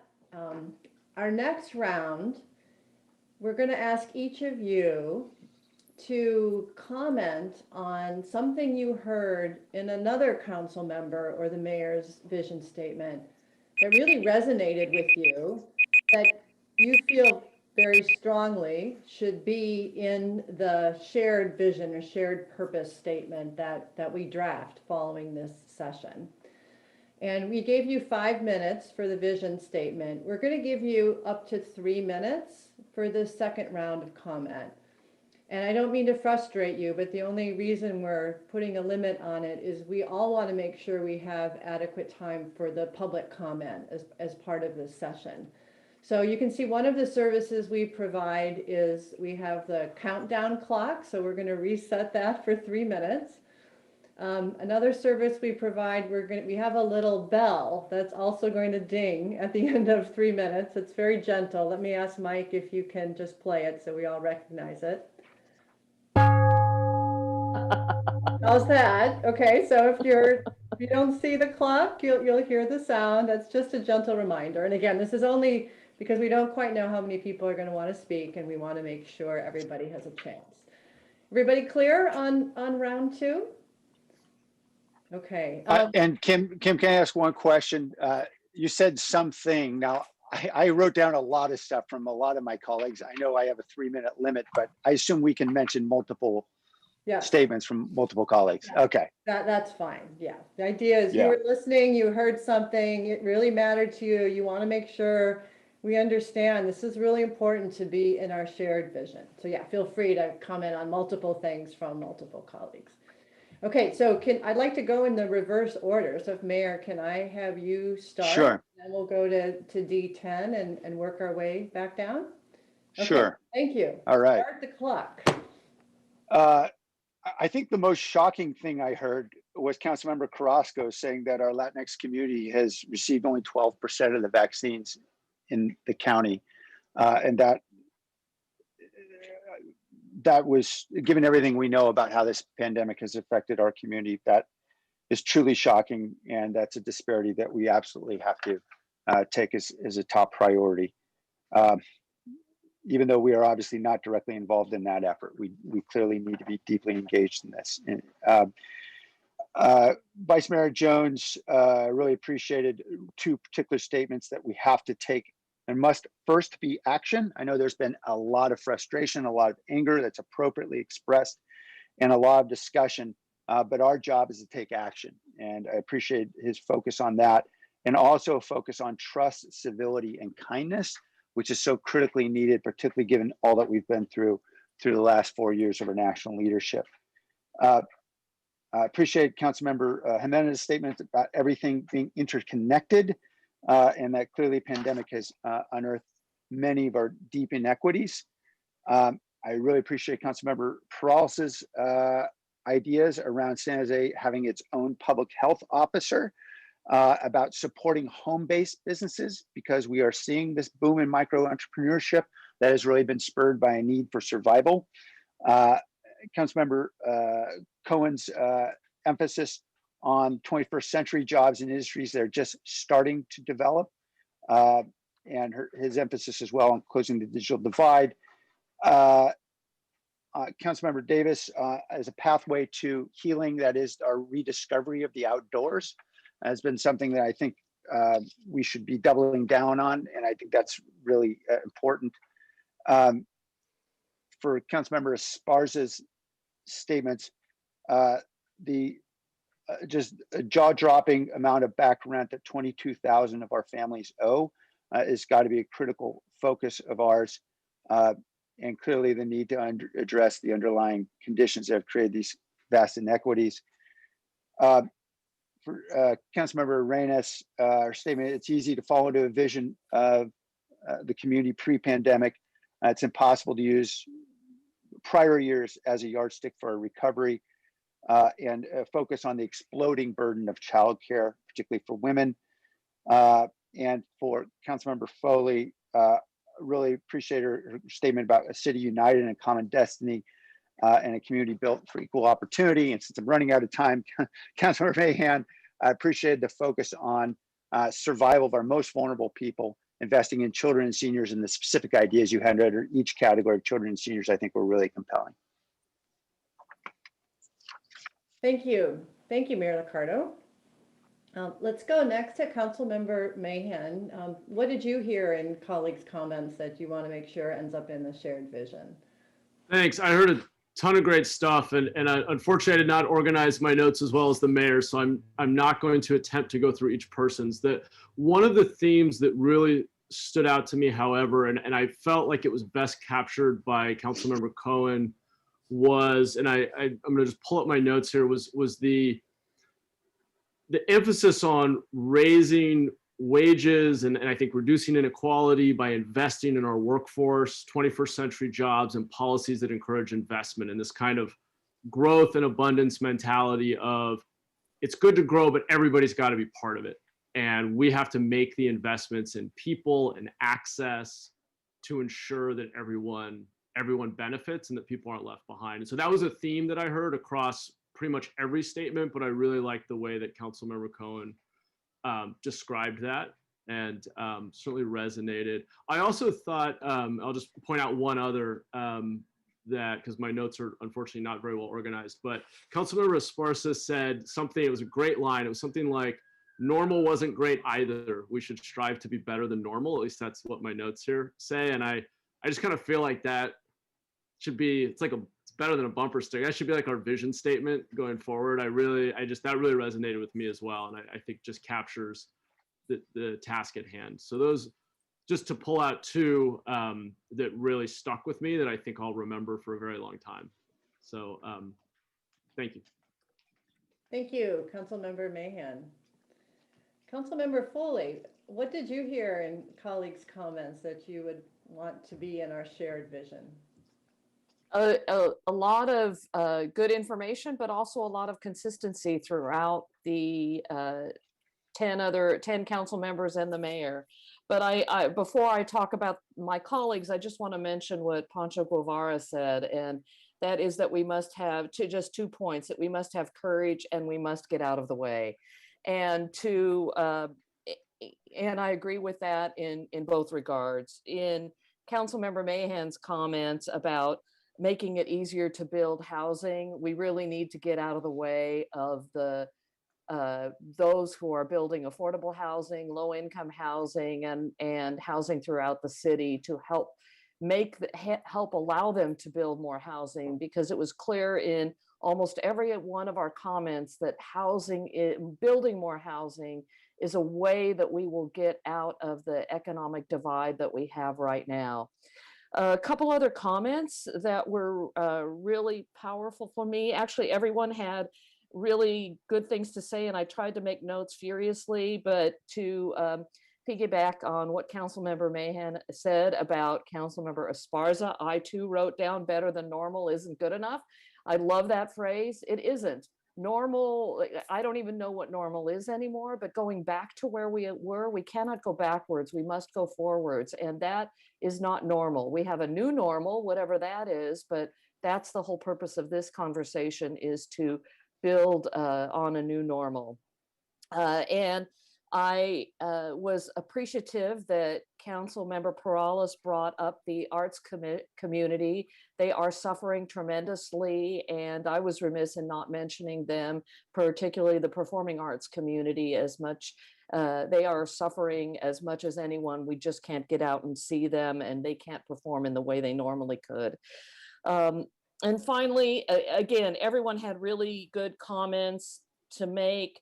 Sergio, a city of the people, for the people, that's really important for us to continue to focus on that, and to focus on our humanity, that we need to address each resident with the same level of humanity, recognizing that some need more resources than others need more resources, and we ought to be aware and acknowledge that and implement that. And finally, just going backwards, because I'm looking at my notes that way, is the comments from Vice Mayor Jones that people are angry and distrustful, but we must build trust. We must build respect. We must move forward with civility and with kindness. And with that, I conclude my comments. Thank you. Thank you, Councilmember Foley. Councilmember Arenas, what did you hear in colleagues' comments that belongs in our shared vision? Hi, first of all, I just want to say that I think that I like this process. I think that if we truly build a logic model that incorporates all of what we're saying and what we hear our community saying, and then the data that we know to be true, that we're going to head in a really good direction. But that's only if we also agree on what the real problem is and the underlying issues. And that's what I heard the most. And I'm not going to call out any particular council members, because I think it was a common theme among many of the folks who spoke, and they might have not said it exactly. They might have said underlying issues. They might have said systemic inequities, in just so many different ways, or not going back to normal. I also said it in all of those different ways as well. And so I think that what we really need to do is figure out what the real problem is, because if we don't, we're not going to address that. We're going to address the problem that I think is in my head is the most important, which is the systemic inequities. and the underlying issues. But other folks may continue moving forward with this logic model, putting it forward in our theory, in this theory of change that you've proposed, thinking with the outcome and at the end in mind, if they are focused on a different problem. And so I think right now the problem is really is this inequity that we have in our city and the way that we're making decisions, and that we need to really shift into a more of a pro-equity policy agenda, and that our votes reflect that, right? Each and every Tuesday. And so I appreciate a lot of what my colleagues have said. I think if we put everything together, it's going to be absolutely comprehensive. I have hope in that. One of the things, and I can't remember who actually said it, but you know, of course, you know that I focus a lot on families, and it made me think about how we had an exodus of families. This might have been Councilmember Esparza, I think. And that's really what I'm thinking is, what is going to happen if we don't do our very best to address the real underlying problems? And that's going to be that our families are going to leave once again the city of San Jose, and then we're going to have to restart workforce development and really a lot of generations that lived here and built San Jose and not able to return back. Thank you, Councilmember Arenas. Councilmember Esparza, please share what you heard in colleagues' comments that you'd like to see in the shared vision. Thank you. And I also wanted to comment that I think a consistent theme that has emerged from all of the comments today is that we do have disparities and equities in our city that we need to address head on. And so that came as a consistent theme. And so I wanted to amplify that. I wanted to point out Councilmember Peralez's comment under where everyone can afford to live, that our affordable housing stock remains overwhelmingly low, that we must work not only to increase affordable housing in every part of our city, including permanent supportive housing, but also maintain what currently exists. Wanted to also point out Councilmember Arenas' comments about that we need gender parity policies, and that we must radically rethink our economic development policies in particular to provide targeted support.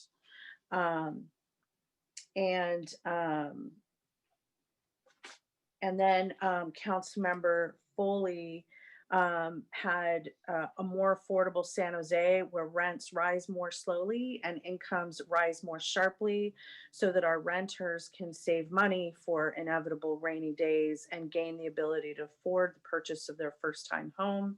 And then another one of her comments from Councilmember Foley is a community built by equal opportunity whereby zip codes, race, age, gender, or the ability do not predict a person or family's economic outcomes, their income, education, access to information or opportunity, or their life expectancy, which is currently the case. Thank you. Thank you, Councilmember Esparza. So let's go to Councilmember Davis. What did you hear in colleagues' comments that you'd like to see in the shared vision? I too heard a lot of common themes, which I really appreciate. And I think Councilmember Esparza wins the phrase of the day with the strive to be better than normal. That also stuck out for me. And Vice Mayor Jones's emphasis on trust, civility, and kindness. And Councilmember Jimenez this is a city for people. I think those are just really important statements for us to include in our vision. And then the common themes, very many people touched on the need for more housing and homeownership. I thought those were, it was great to hear those from multiple colleagues. And the homeownership, I think, was touched on by Councilmember Carrasco and Councilmember Foley. And then the jobs training and the immediate jobs program that the mayor mentioned. I know a lot of people talked about jobs training, and I want to just highlight that when Councilmember Esparza is talking about childcare providers, those are businesses, those are jobs as well. And so in looking at a vibrant business community, which was mentioned by a lot of people, I think that's a key. I used to be on the Early Child Care Commission, which is not even existent anymore, Early Child Care and Education Commission. And there was a deficit of childcare spots way back then, and that was over 10 years ago. And that persists to this day. And so I think that's a very important part of our economic recovery, is focusing on those childcare providers and expanding the number of available slots for children. Because it is important, as Councilmember Arenas mentioned, it is important to include women in our recovery, and childcare is just a crucial piece of that. And then a lot of people mentioned kids, youth, and seniors. I really appreciated Councilmember Mahan's specifics on those. And then the final thing I want to mention that the Vice Mayor mentioned was the reinstatement of the IPA Advisory Council. I think that is a great place for us to start when we're talking about reimagining community safety, and then reinstating the Small Business Commission. I think that's going to be, again, crucial. We saw in 2020 the businesses with the leadership of Councilmember Perales, but we saw the businesses also just getting together and saying, here's what we need. And I think we need to formalize a place where we're listening to them and hearing from them, so that we can do the things that we need to do to reduce the barriers, as I know a number of my colleagues mentioned. Thank you. Thank you, Councilmember Davis. Let's go next to Councilmember Carrasco. What did you hear from your colleagues that you would like to make sure ends up in our shared vision? Well, I'm going to repeat what's already been said.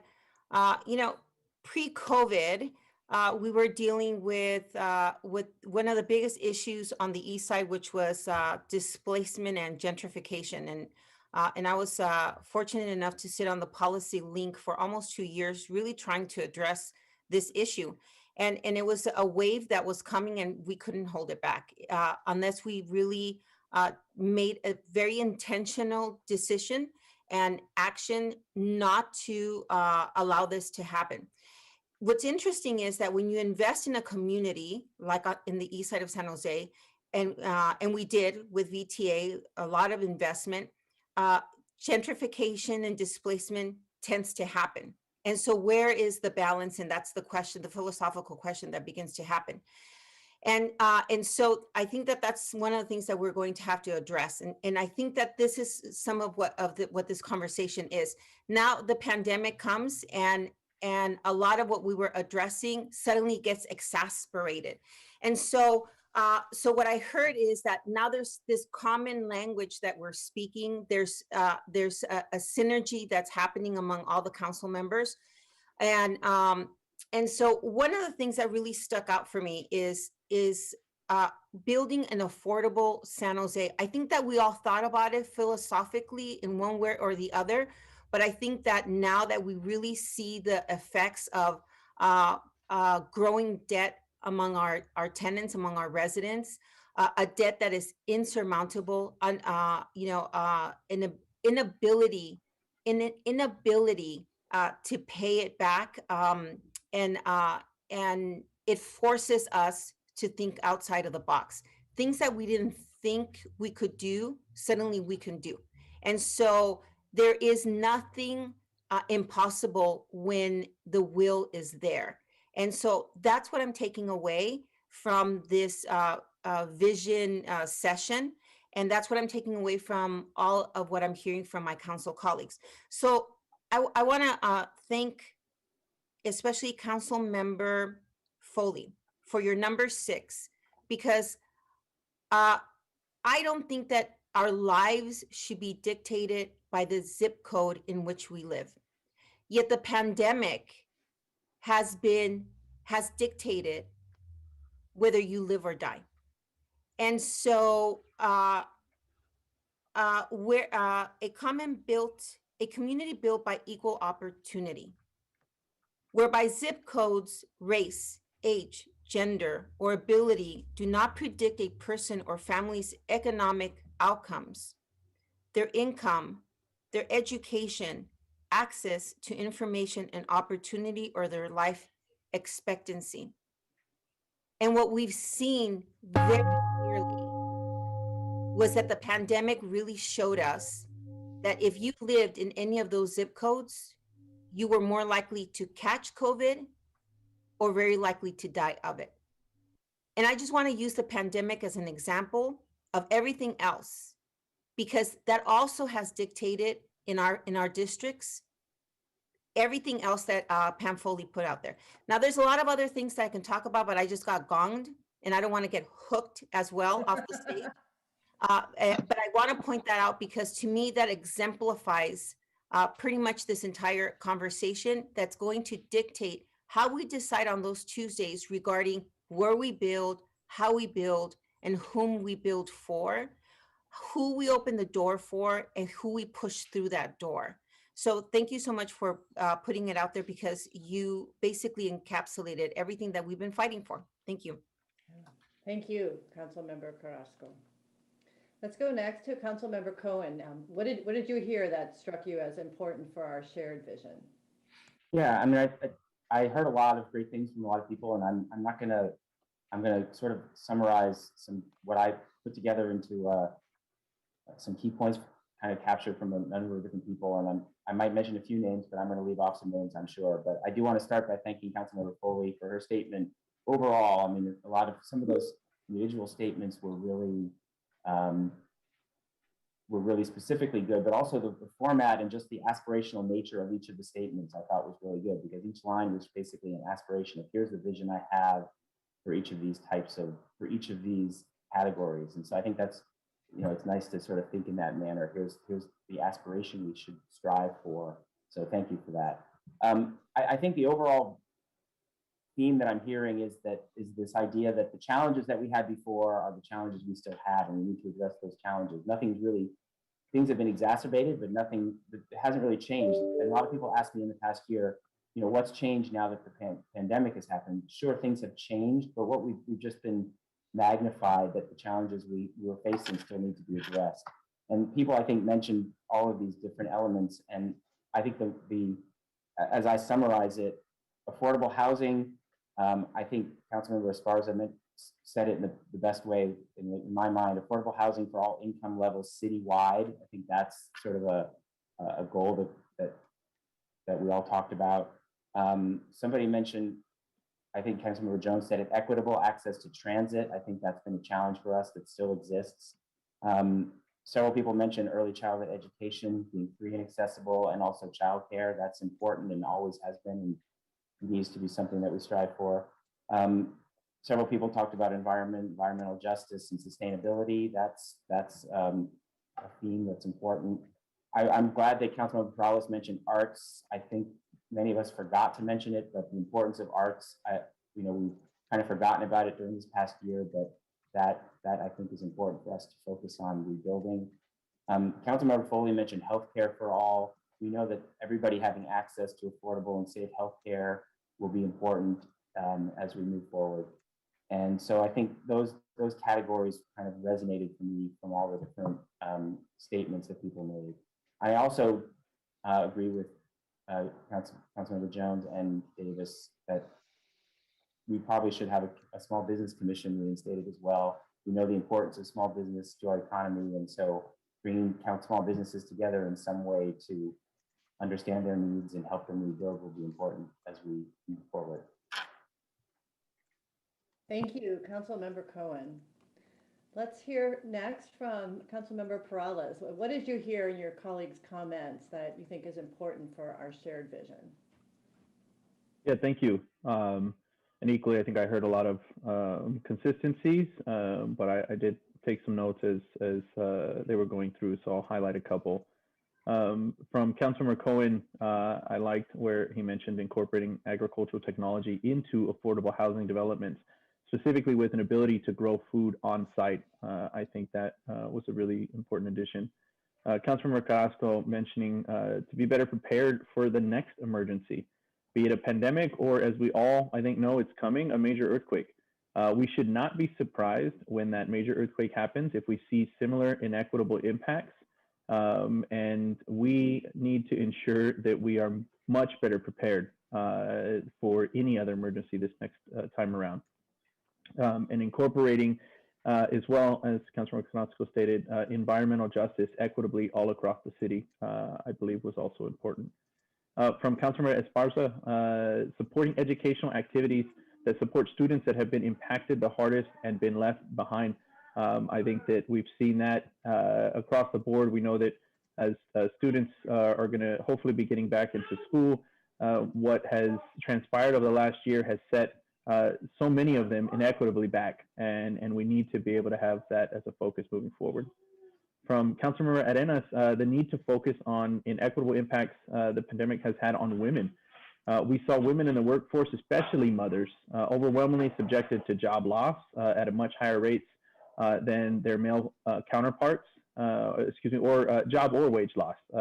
And we need to tailor our business support, job training, and procurement contracts to support specifically women and women-owned businesses. And Councilmember Foley, I like the way that you had laid out your entire vision, actually very appealing and clear to see the different vision statements there. And I want to echo Councilmember Carrasco's comments on your comments around zip codes not predicting outcomes. I also liked your number 7 and 8. Number 7, a more effective and safer transportation system. And you did incorporate the arts, Councilmember Foley, in number 8, having a better and more integrated beautification program that not only removes blight, but beautifies with art and murals. And then lastly, the mayor, I really felt it was key, what you mentioned around facilitating entry for more young adults into the building trades. Somewhere along the line of the boom in the tech industry here in our economy, an emphasis and an encouragement to jobs in the trades was lost. And still today, trade jobs are providing a living wage and retirement and benefits that will allow people to thrive, but they have not been emphasized. And I think most importantly, these jobs, there's plenty of work, as we know, on the horizon. So I absolutely think we need to incorporate that as well. And those are my comments. Thanks. Thank you, Councilmember Perales. Councilmember Jimenez, what did you hear from your colleagues that strikes you as important for our shared vision? Thank you. I think, you know, to a certain extent, we're going to sound a little repetitive, so I'm not going to go through everything that stood out to me. I think it's safe to say much of what was shared and stated, I agree with. I am also, I have to tell you, very interested in hearing from the community, right? Because although we are the representatives and totally respect the role, obviously, but I'd really like to better understand what the values are of the community, right? And what their vision is of where we should be going and how to recover. And so I think that I think is really the opportunity and potentially the challenge. And I think it's going to be that we need to figure out how do we determine our values, marrying those with the community's values and where that intersects. And then I think from there, the biggest takeaway for me is how do we put those values into action, right? Everything that was expressed, everything that was shared, I'd be very interested in seeing how that happens, right? I think that's going to be supremely important because we could talk about all these pie in the sky things, all these policies, which, you know, some of these things we've heard before, right? Some of these things aren't novel sort of things that have been being said for the first time. They've been brought up in the past, for example, and we fight these battles here and there on different topics. But I really do think that how are we going to figure out sort of what that joint view is? And then again, just put those values into action every Tuesday and everything that we do and everything that we touch as a city to benefit the residents of the city. So that's all I wanted to say. Thank you. Thank you, Councilmember Jimenez. So Vice Mayor Jones, you're going to get the last chance to speak here. What did you hear from your colleagues that really resonated with you and you'd like to see end up in our shared vision? So I heard a lot of really good comments, vision, input, and I was trying to take notes as well as just listen and hang on everybody's word. But I'm just going to touch on a few things that that really jumped out at me on a lot of the different statements that were made. For Councilmember Jimenez, just never losing sight of this is about people and the workers and our residents. I think that this really resonated with me and really jumped out at me. Councilmember Perales, the work that you've done on your Greater Downtown Recovery Task Force and the recommendations that came out of that, I thought were powerful.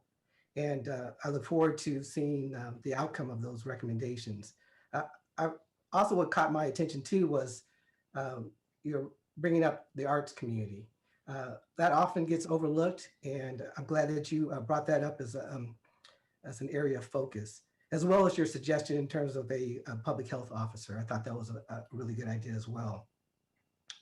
Councilmember Cohen, it really resonated with me in terms of integrating agriculture in developments. Growing food on site was very insightful, and it really caused me to really think about the possibilities. Flexible education.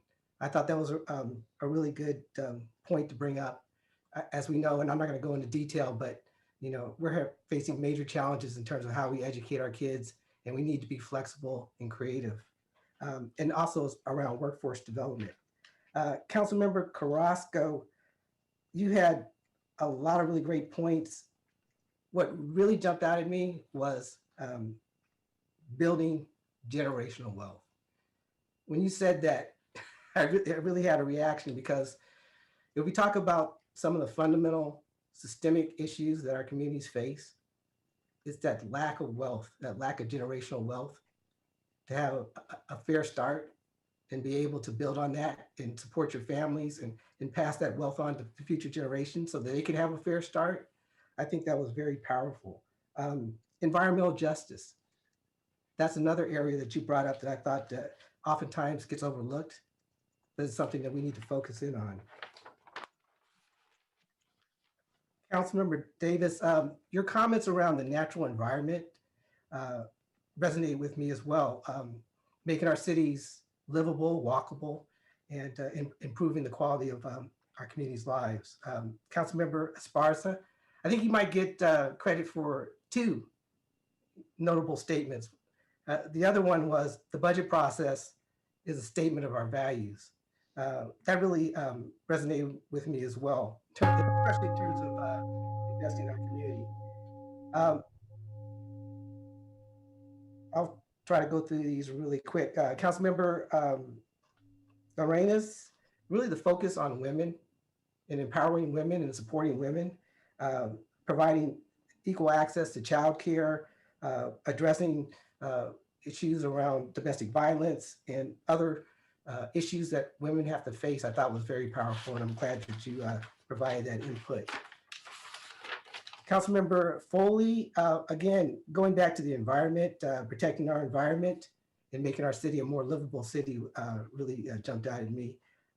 Councilmember Mahan, supporting small businesses, focusing on urban villages in terms of building more affordable housing, I thought was pretty powerful. And also just around education, setting growth and equity goals. And then for the mayor, the focus on the Silicon Valley Recovery Roundtable and all of the really positive, productive, and powerful recommendations that came out of that process, I thought was good to focus on. And the other thing that caught my attention too was connecting tech with non-traditional workers and getting those non-traditional workers into the high-tech economy, I thought was pretty powerful. Thank you, Vice Mayor.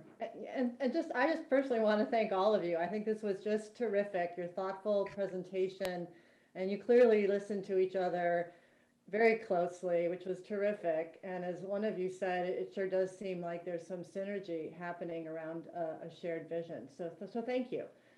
So the last part of our listening session is the important work of listening to the community members who are with us today and want to comment. So let's turn to that section. So members of the community, thank you for being with us here today.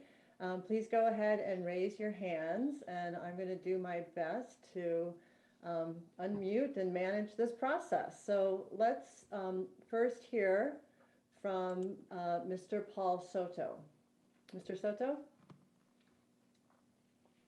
Good afternoon. I'm reading from John Steinbeck's Starvation Under the Orange Tree after he spent time in the camps along here in Salsipuedes. There has been no war in California, no plague, no bombing of open towns and roads, no shelling of cities. It is a beautiful year, and thousands of families are starving in California. In the county seats, the coroners are filling in malnutrition in the spaces left for causes of death. For some reason, the coroner shrinks from writing starvation when a thin child dies and is dead in a tent. For it is the tents you see along the roads and the shacks built from dump heap material that the hunger is, and it isn't malnutrition, it is starvation. Malnutrition means you go without certain food essentials and take a long time to die, but starvation means no food at all. The green grass spreads right into the tent doorways, and the orange trees are loaded. In the cotton fields, a few wisps of old crop cling to the black stems, but the people who pick the cotton and cut the peaches and apricots, who crawled all day long in the rows of lettuce and beans, are hungry. The men who harvested the crops of California, the women and the girls, the Mexicans and the Filipinos and the Japanese who stood all day and half the night in the canneries are starving. Yep. Thank you, Mr. Soto. And I apologize, I should have clarified. We're going to have 1 minute of public comment. So I think we have a number of hands here, and that'll make sure everybody has their time. I apologize, I'm just noticing the slide that is up. In the small print, it says 2 minutes, but you'll see that the big clock is 1 minute. So we're going to go with that. And thank you, Mr. Soto, for getting us off to a good start here. Next, we're going to go to Ms. Tessa Woodmansey. You can hear me? Yes, we can. Yeah, great. So basically the theme, which is the most important theme, is climate change. And that is the elephant in the room and how we need to face that. And it was really heartwarming to hear the impacts of food insecurity is really the important issue. And Mr. Soto really brought that to light in his comment. And what we really need to do, again, is that food security, which comes from growing food locally. We need to become a hyper-local economy. That's where we need to move. And in terms of climate change, we need to have everything experienced in our home. The stay at home was the theme of a pandemic as well as climate change. And we need to be growing our food and becoming a resilient neighborhood where everything, all of our needs, our basic needs for food, clothing, and shelter are met locally. And we need to create a demonstration project of growing food locally, and all of our lands, all of our citizens grow food locally. We need a 4-H program that teaches us all to grow food, victory gardens. That's what we need to start, that is the unifying principle that President Biden is saying, the unity of all. Thank you, Ms. Woodmansey. Next, we'll hear from the caller with the last 4 digits, 9130.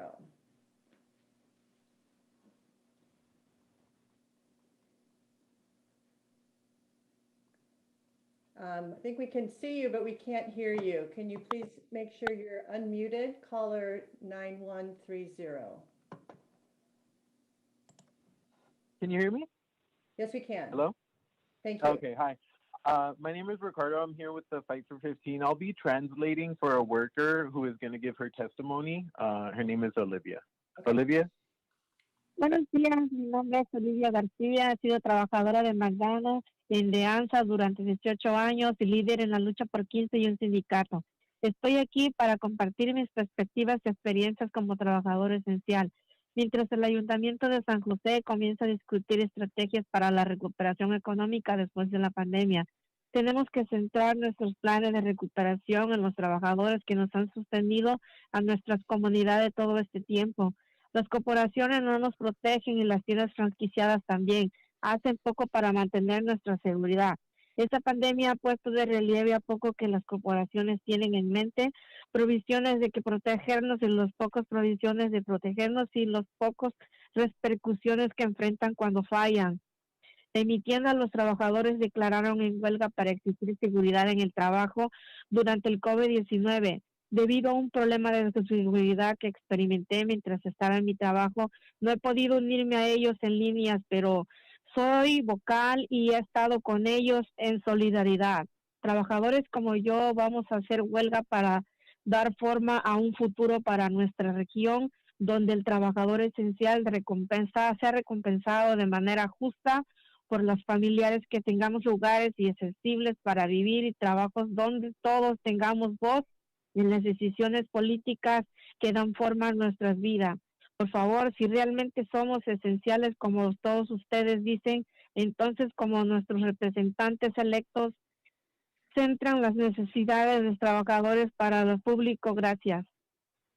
Hi, good afternoon. My name is Olivia Garcia. I have been a McDonald's worker in the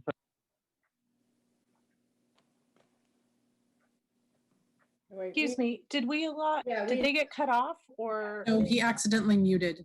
Yeah. Okay. Hi. Okay, good afternoon. Can you hear me? Yes, we can. Thank you.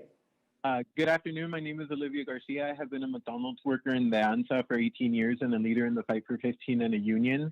I am here to share my perspectives and experiences as an essential worker. As the San Jose City Council begins to discuss strategies for economic recovery after the pandemic, we have to center our recovery plans around the workers who have sustained communities this entire time. Corporations will not protect us, and franchisee stores also do little to maintain our safety. This pandemic has highlighted how little foresight corporations have in mind in protecting us and how little repercussions they face. At my store, workers have gone out on strike to demand safety at work during COVID-19. Due to an issue while I experienced on the job, I have not been able to join them on the strike lines, but I have been vocal and stood in solidarity with them. Workers like me are going out on strike to shape a future for our region where essential work is rewarded fairly, where families have safe and affordable places to live and work, and where we all have a voice in the political decisions that shape our lives.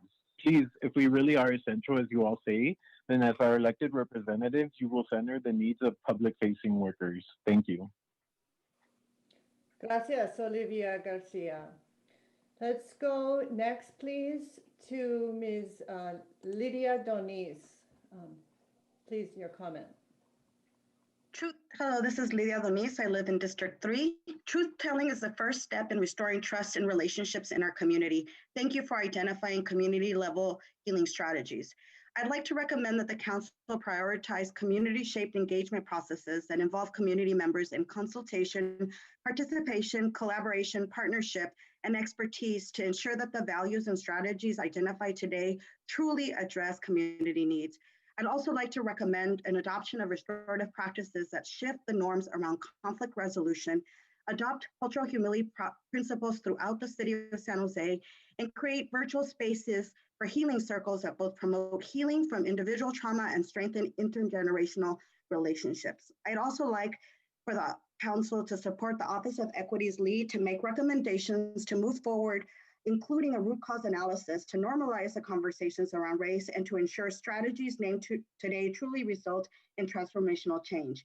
Thank you to the council for making a commitment to address and unpack the complex issue of dismantling institutional and systemic racism in city policies and processes. Thank you. Thank you, Ms. Doniz. Let's hear next from Mr. Ron Muriera.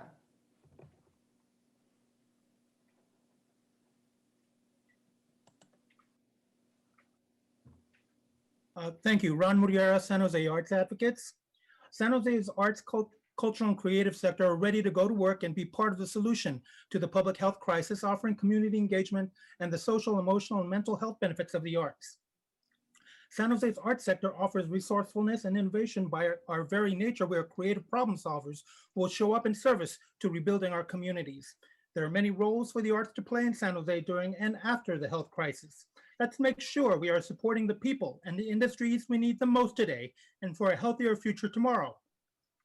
We need our live event and performing arts venues, cultural institutions, community service organizations, museums, galleries, music festivals, symphony orchestras, theater, dance companies, and the arts and cultural workers to not only survive, but thrive to restore our communities economically and socially. There is no recovery or rebuilding of San Jose's economy without the arts, culture, and creative industries. Let me close with a statement from California Assemblymember Sidney Kamlanger, who reminds us that the arts are essential to our entire way of life. When we don't have answers somehow or another, the arts provides us with a pathway to the answers or the opportunity to reflect on what's happening so we can find those answers ourselves. Thanks so much for your time. Thank you, Mr. Murriera. The next speaker, the name is Murbain, M-U-R-B-A-I-N. Please share your comment. Hi, my name is Dr. Melissa Urban, and I am a teacher in the San Jose Unified School District. And I live in District 3 and I work in District 6. The needs of essential workers and their families just have to be the center of our COVID agenda. My students and colleagues' families are facing extremely high rent in crowded small spaces, and this is making them vulnerable to illness, homelessness, and displacement. Prioritizing workers is just going to be the key to having a healthy community and a healthy San Jose. We must reward the workers in San Jose fairly and provide safe and affordable housing. We all must have a voice together at the decision-making table. So thank you for your time. Thank you, Dr. Urban. Let's hear next from Ms. Rosa Carreno. Hello, my name is Rosa Carreño. I'm here today to share my perspective as a child care provider and also speaking on behalf of Child Care Providers United, CCPU. As we discuss our community's economic recovery, the needs of essential workers and their families must be at the center of our agenda. As a provider, COVID-19 has brought many significant challenges to my daily work responsibilities. I worry a great deal about my health and safety and the health and safety of my family. To protect ourselves, we must wear masks, gloves, and maintain our distance. We made distance learning adaptations to support our students. We had to buy extra protections and cleaning supplies in order to comply with state and Department of Health regulations. The high living cost in the area and the added pandemic expenses make it more difficult for providers to make ends meet. Many of the families we serve share small living spaces with others. Therefore, the risk of getting infected is greater and the possibility of bringing the virus to daycare increases. Our society runs on contributions of essential workers. We must move ahead with a vision led and shaped by the voices of essential workers, our families and communities. Workers, worker organizations, and labor unions have a seat at the table to define what an equitable recovery looks like. The pandemic has shown whose labor keeps our society running. Farm workers, grocery clerks, and delivery drivers who supply our food. Thank you for your comments, Ms. Carreno. Let's go next to Mr. Blair Beekman. Hi, thank you. In the SF Bay Area, the next 10 years, we're going to have to begin to better address wildfires, sea level rise, and eventual possible large earthquake. As Councilperson Perales has previously offered, it may be important to learn good lessons and practices from this time of COVID-19.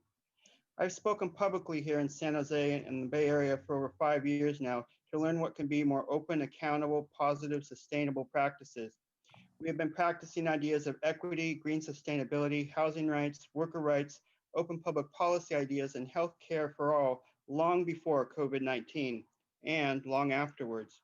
Recent good ideals of equity and Reimagine are the ideas that can invite everyone to a process of what can be our better community and our better country and our better future. So it's with these ideals, I just hope we can continue working and it can pull us through really difficult times we may be having in the next 10 years. Thank you. Thank you, Mr. Beekman. Next, I'd like to go to the caller with the Last four digits 0793.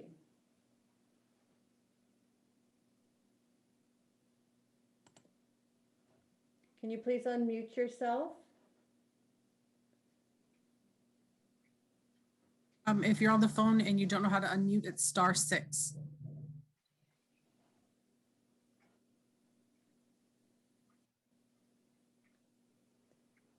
That person might be having some difficulty unmuting. We'll leave you in the line and we'll go on to the next speaker and we'll come back to you. Let's go next to Ms. Ingrid Granados.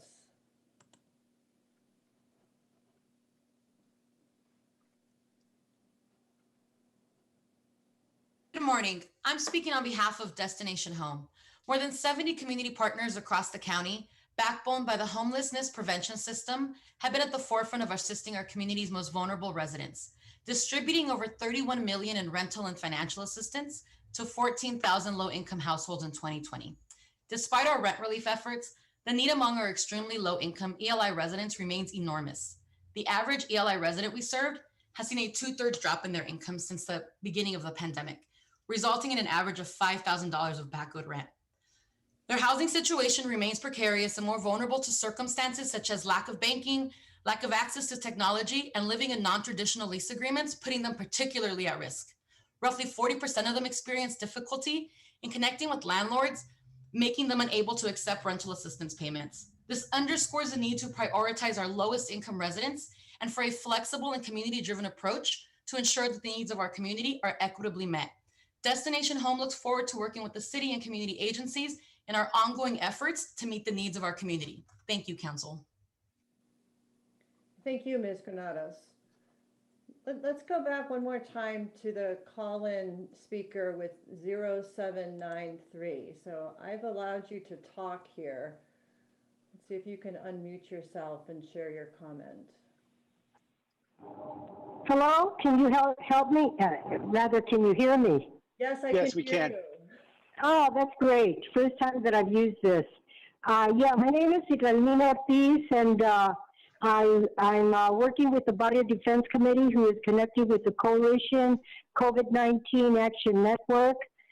We had recently mailed to all of you, including the County Board of Supervisors, in regards to our findings regarding the COVID-19, especially how it's affecting the Chicano, Mexicano, Latino population. And I really hope that you all review it, because there's a lot of it's not discrepancies. It's outright discrimination. That's what it is. You know, where we have found that many of the testing sites mostly are in the west side and not enough in the east side, where the pandemic is attacking us in a very fierce way. Please understand that there's 103,000 people that have been infected and 1,500 have died. 51. Yes, thank you for your comment, Ms. Ortiz. Thanks for joining us. Next, let's go to Saba Jalali. Hi, everyone. I'm talking on behalf of Parity Equality Center. Parity Equality Center is the only nonprofit in San Jose that serves immigrants from Iran, Afghanistan, and other underrepresented Middle Eastern communities. Many of our community members have been severely impacted by COVID and have lost their jobs because of language barriers and cultural differences. This community is often unaware of public assistance and shy away from asking for support. Thanks to our program's outreach, language capabilities, and cultural competencies, we have been able to identify and assist many Farsi and Dari-speaking residents who were unaware of local government's COVID-19 cash and rental assistance.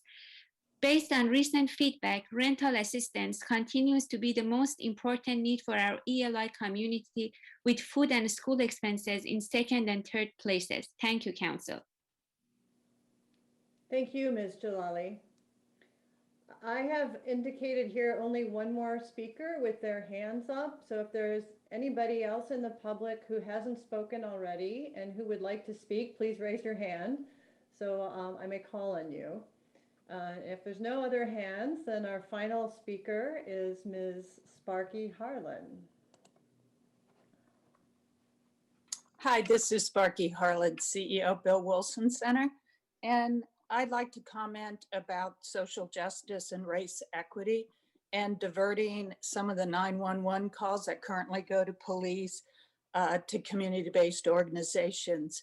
We have been working with the Behavioral Health Contractors Association and are pretty much 2/3 of the way to coming up with an innovative approach to diverting some 911 calls. That's different than the current the mobile crises program you have with the police department or with the county.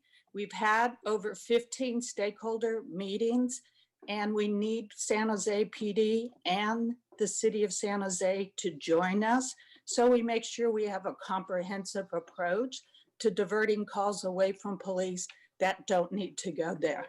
So thank you for your time. Thank you, Sparky Harlan. I think that concludes our public comment. So thank you for the members of the public who commented and to the members of the public who also listened to this important session. And thank you, council members and mayor. This was really important time spent together. And I'm going to turn the program to close out back to Mayor Ricardo. Thank you, Kim, and thank you for doing such an excellent job in facilitating. Thank you to Andrea Flores Shelton for all the work that she did to help put this together, to Jerry Teo, all the folks who spoke early on. Those points were so very poignant. Thanks to Kip and Dave and everybody who's been working on this, and of course to my colleagues, and most importantly to our community. We know this is just a very small snapshot of what we need to continue to hear from our community as we try to heal, to rebuild, and to be able to forge a brighter and better normal for our future in this city. And I think we all recognize that going back to the past isn't good enough. So I really appreciate this. I look forward to building on this in the weeks ahead. Thanks, everybody. This meeting is adjourned.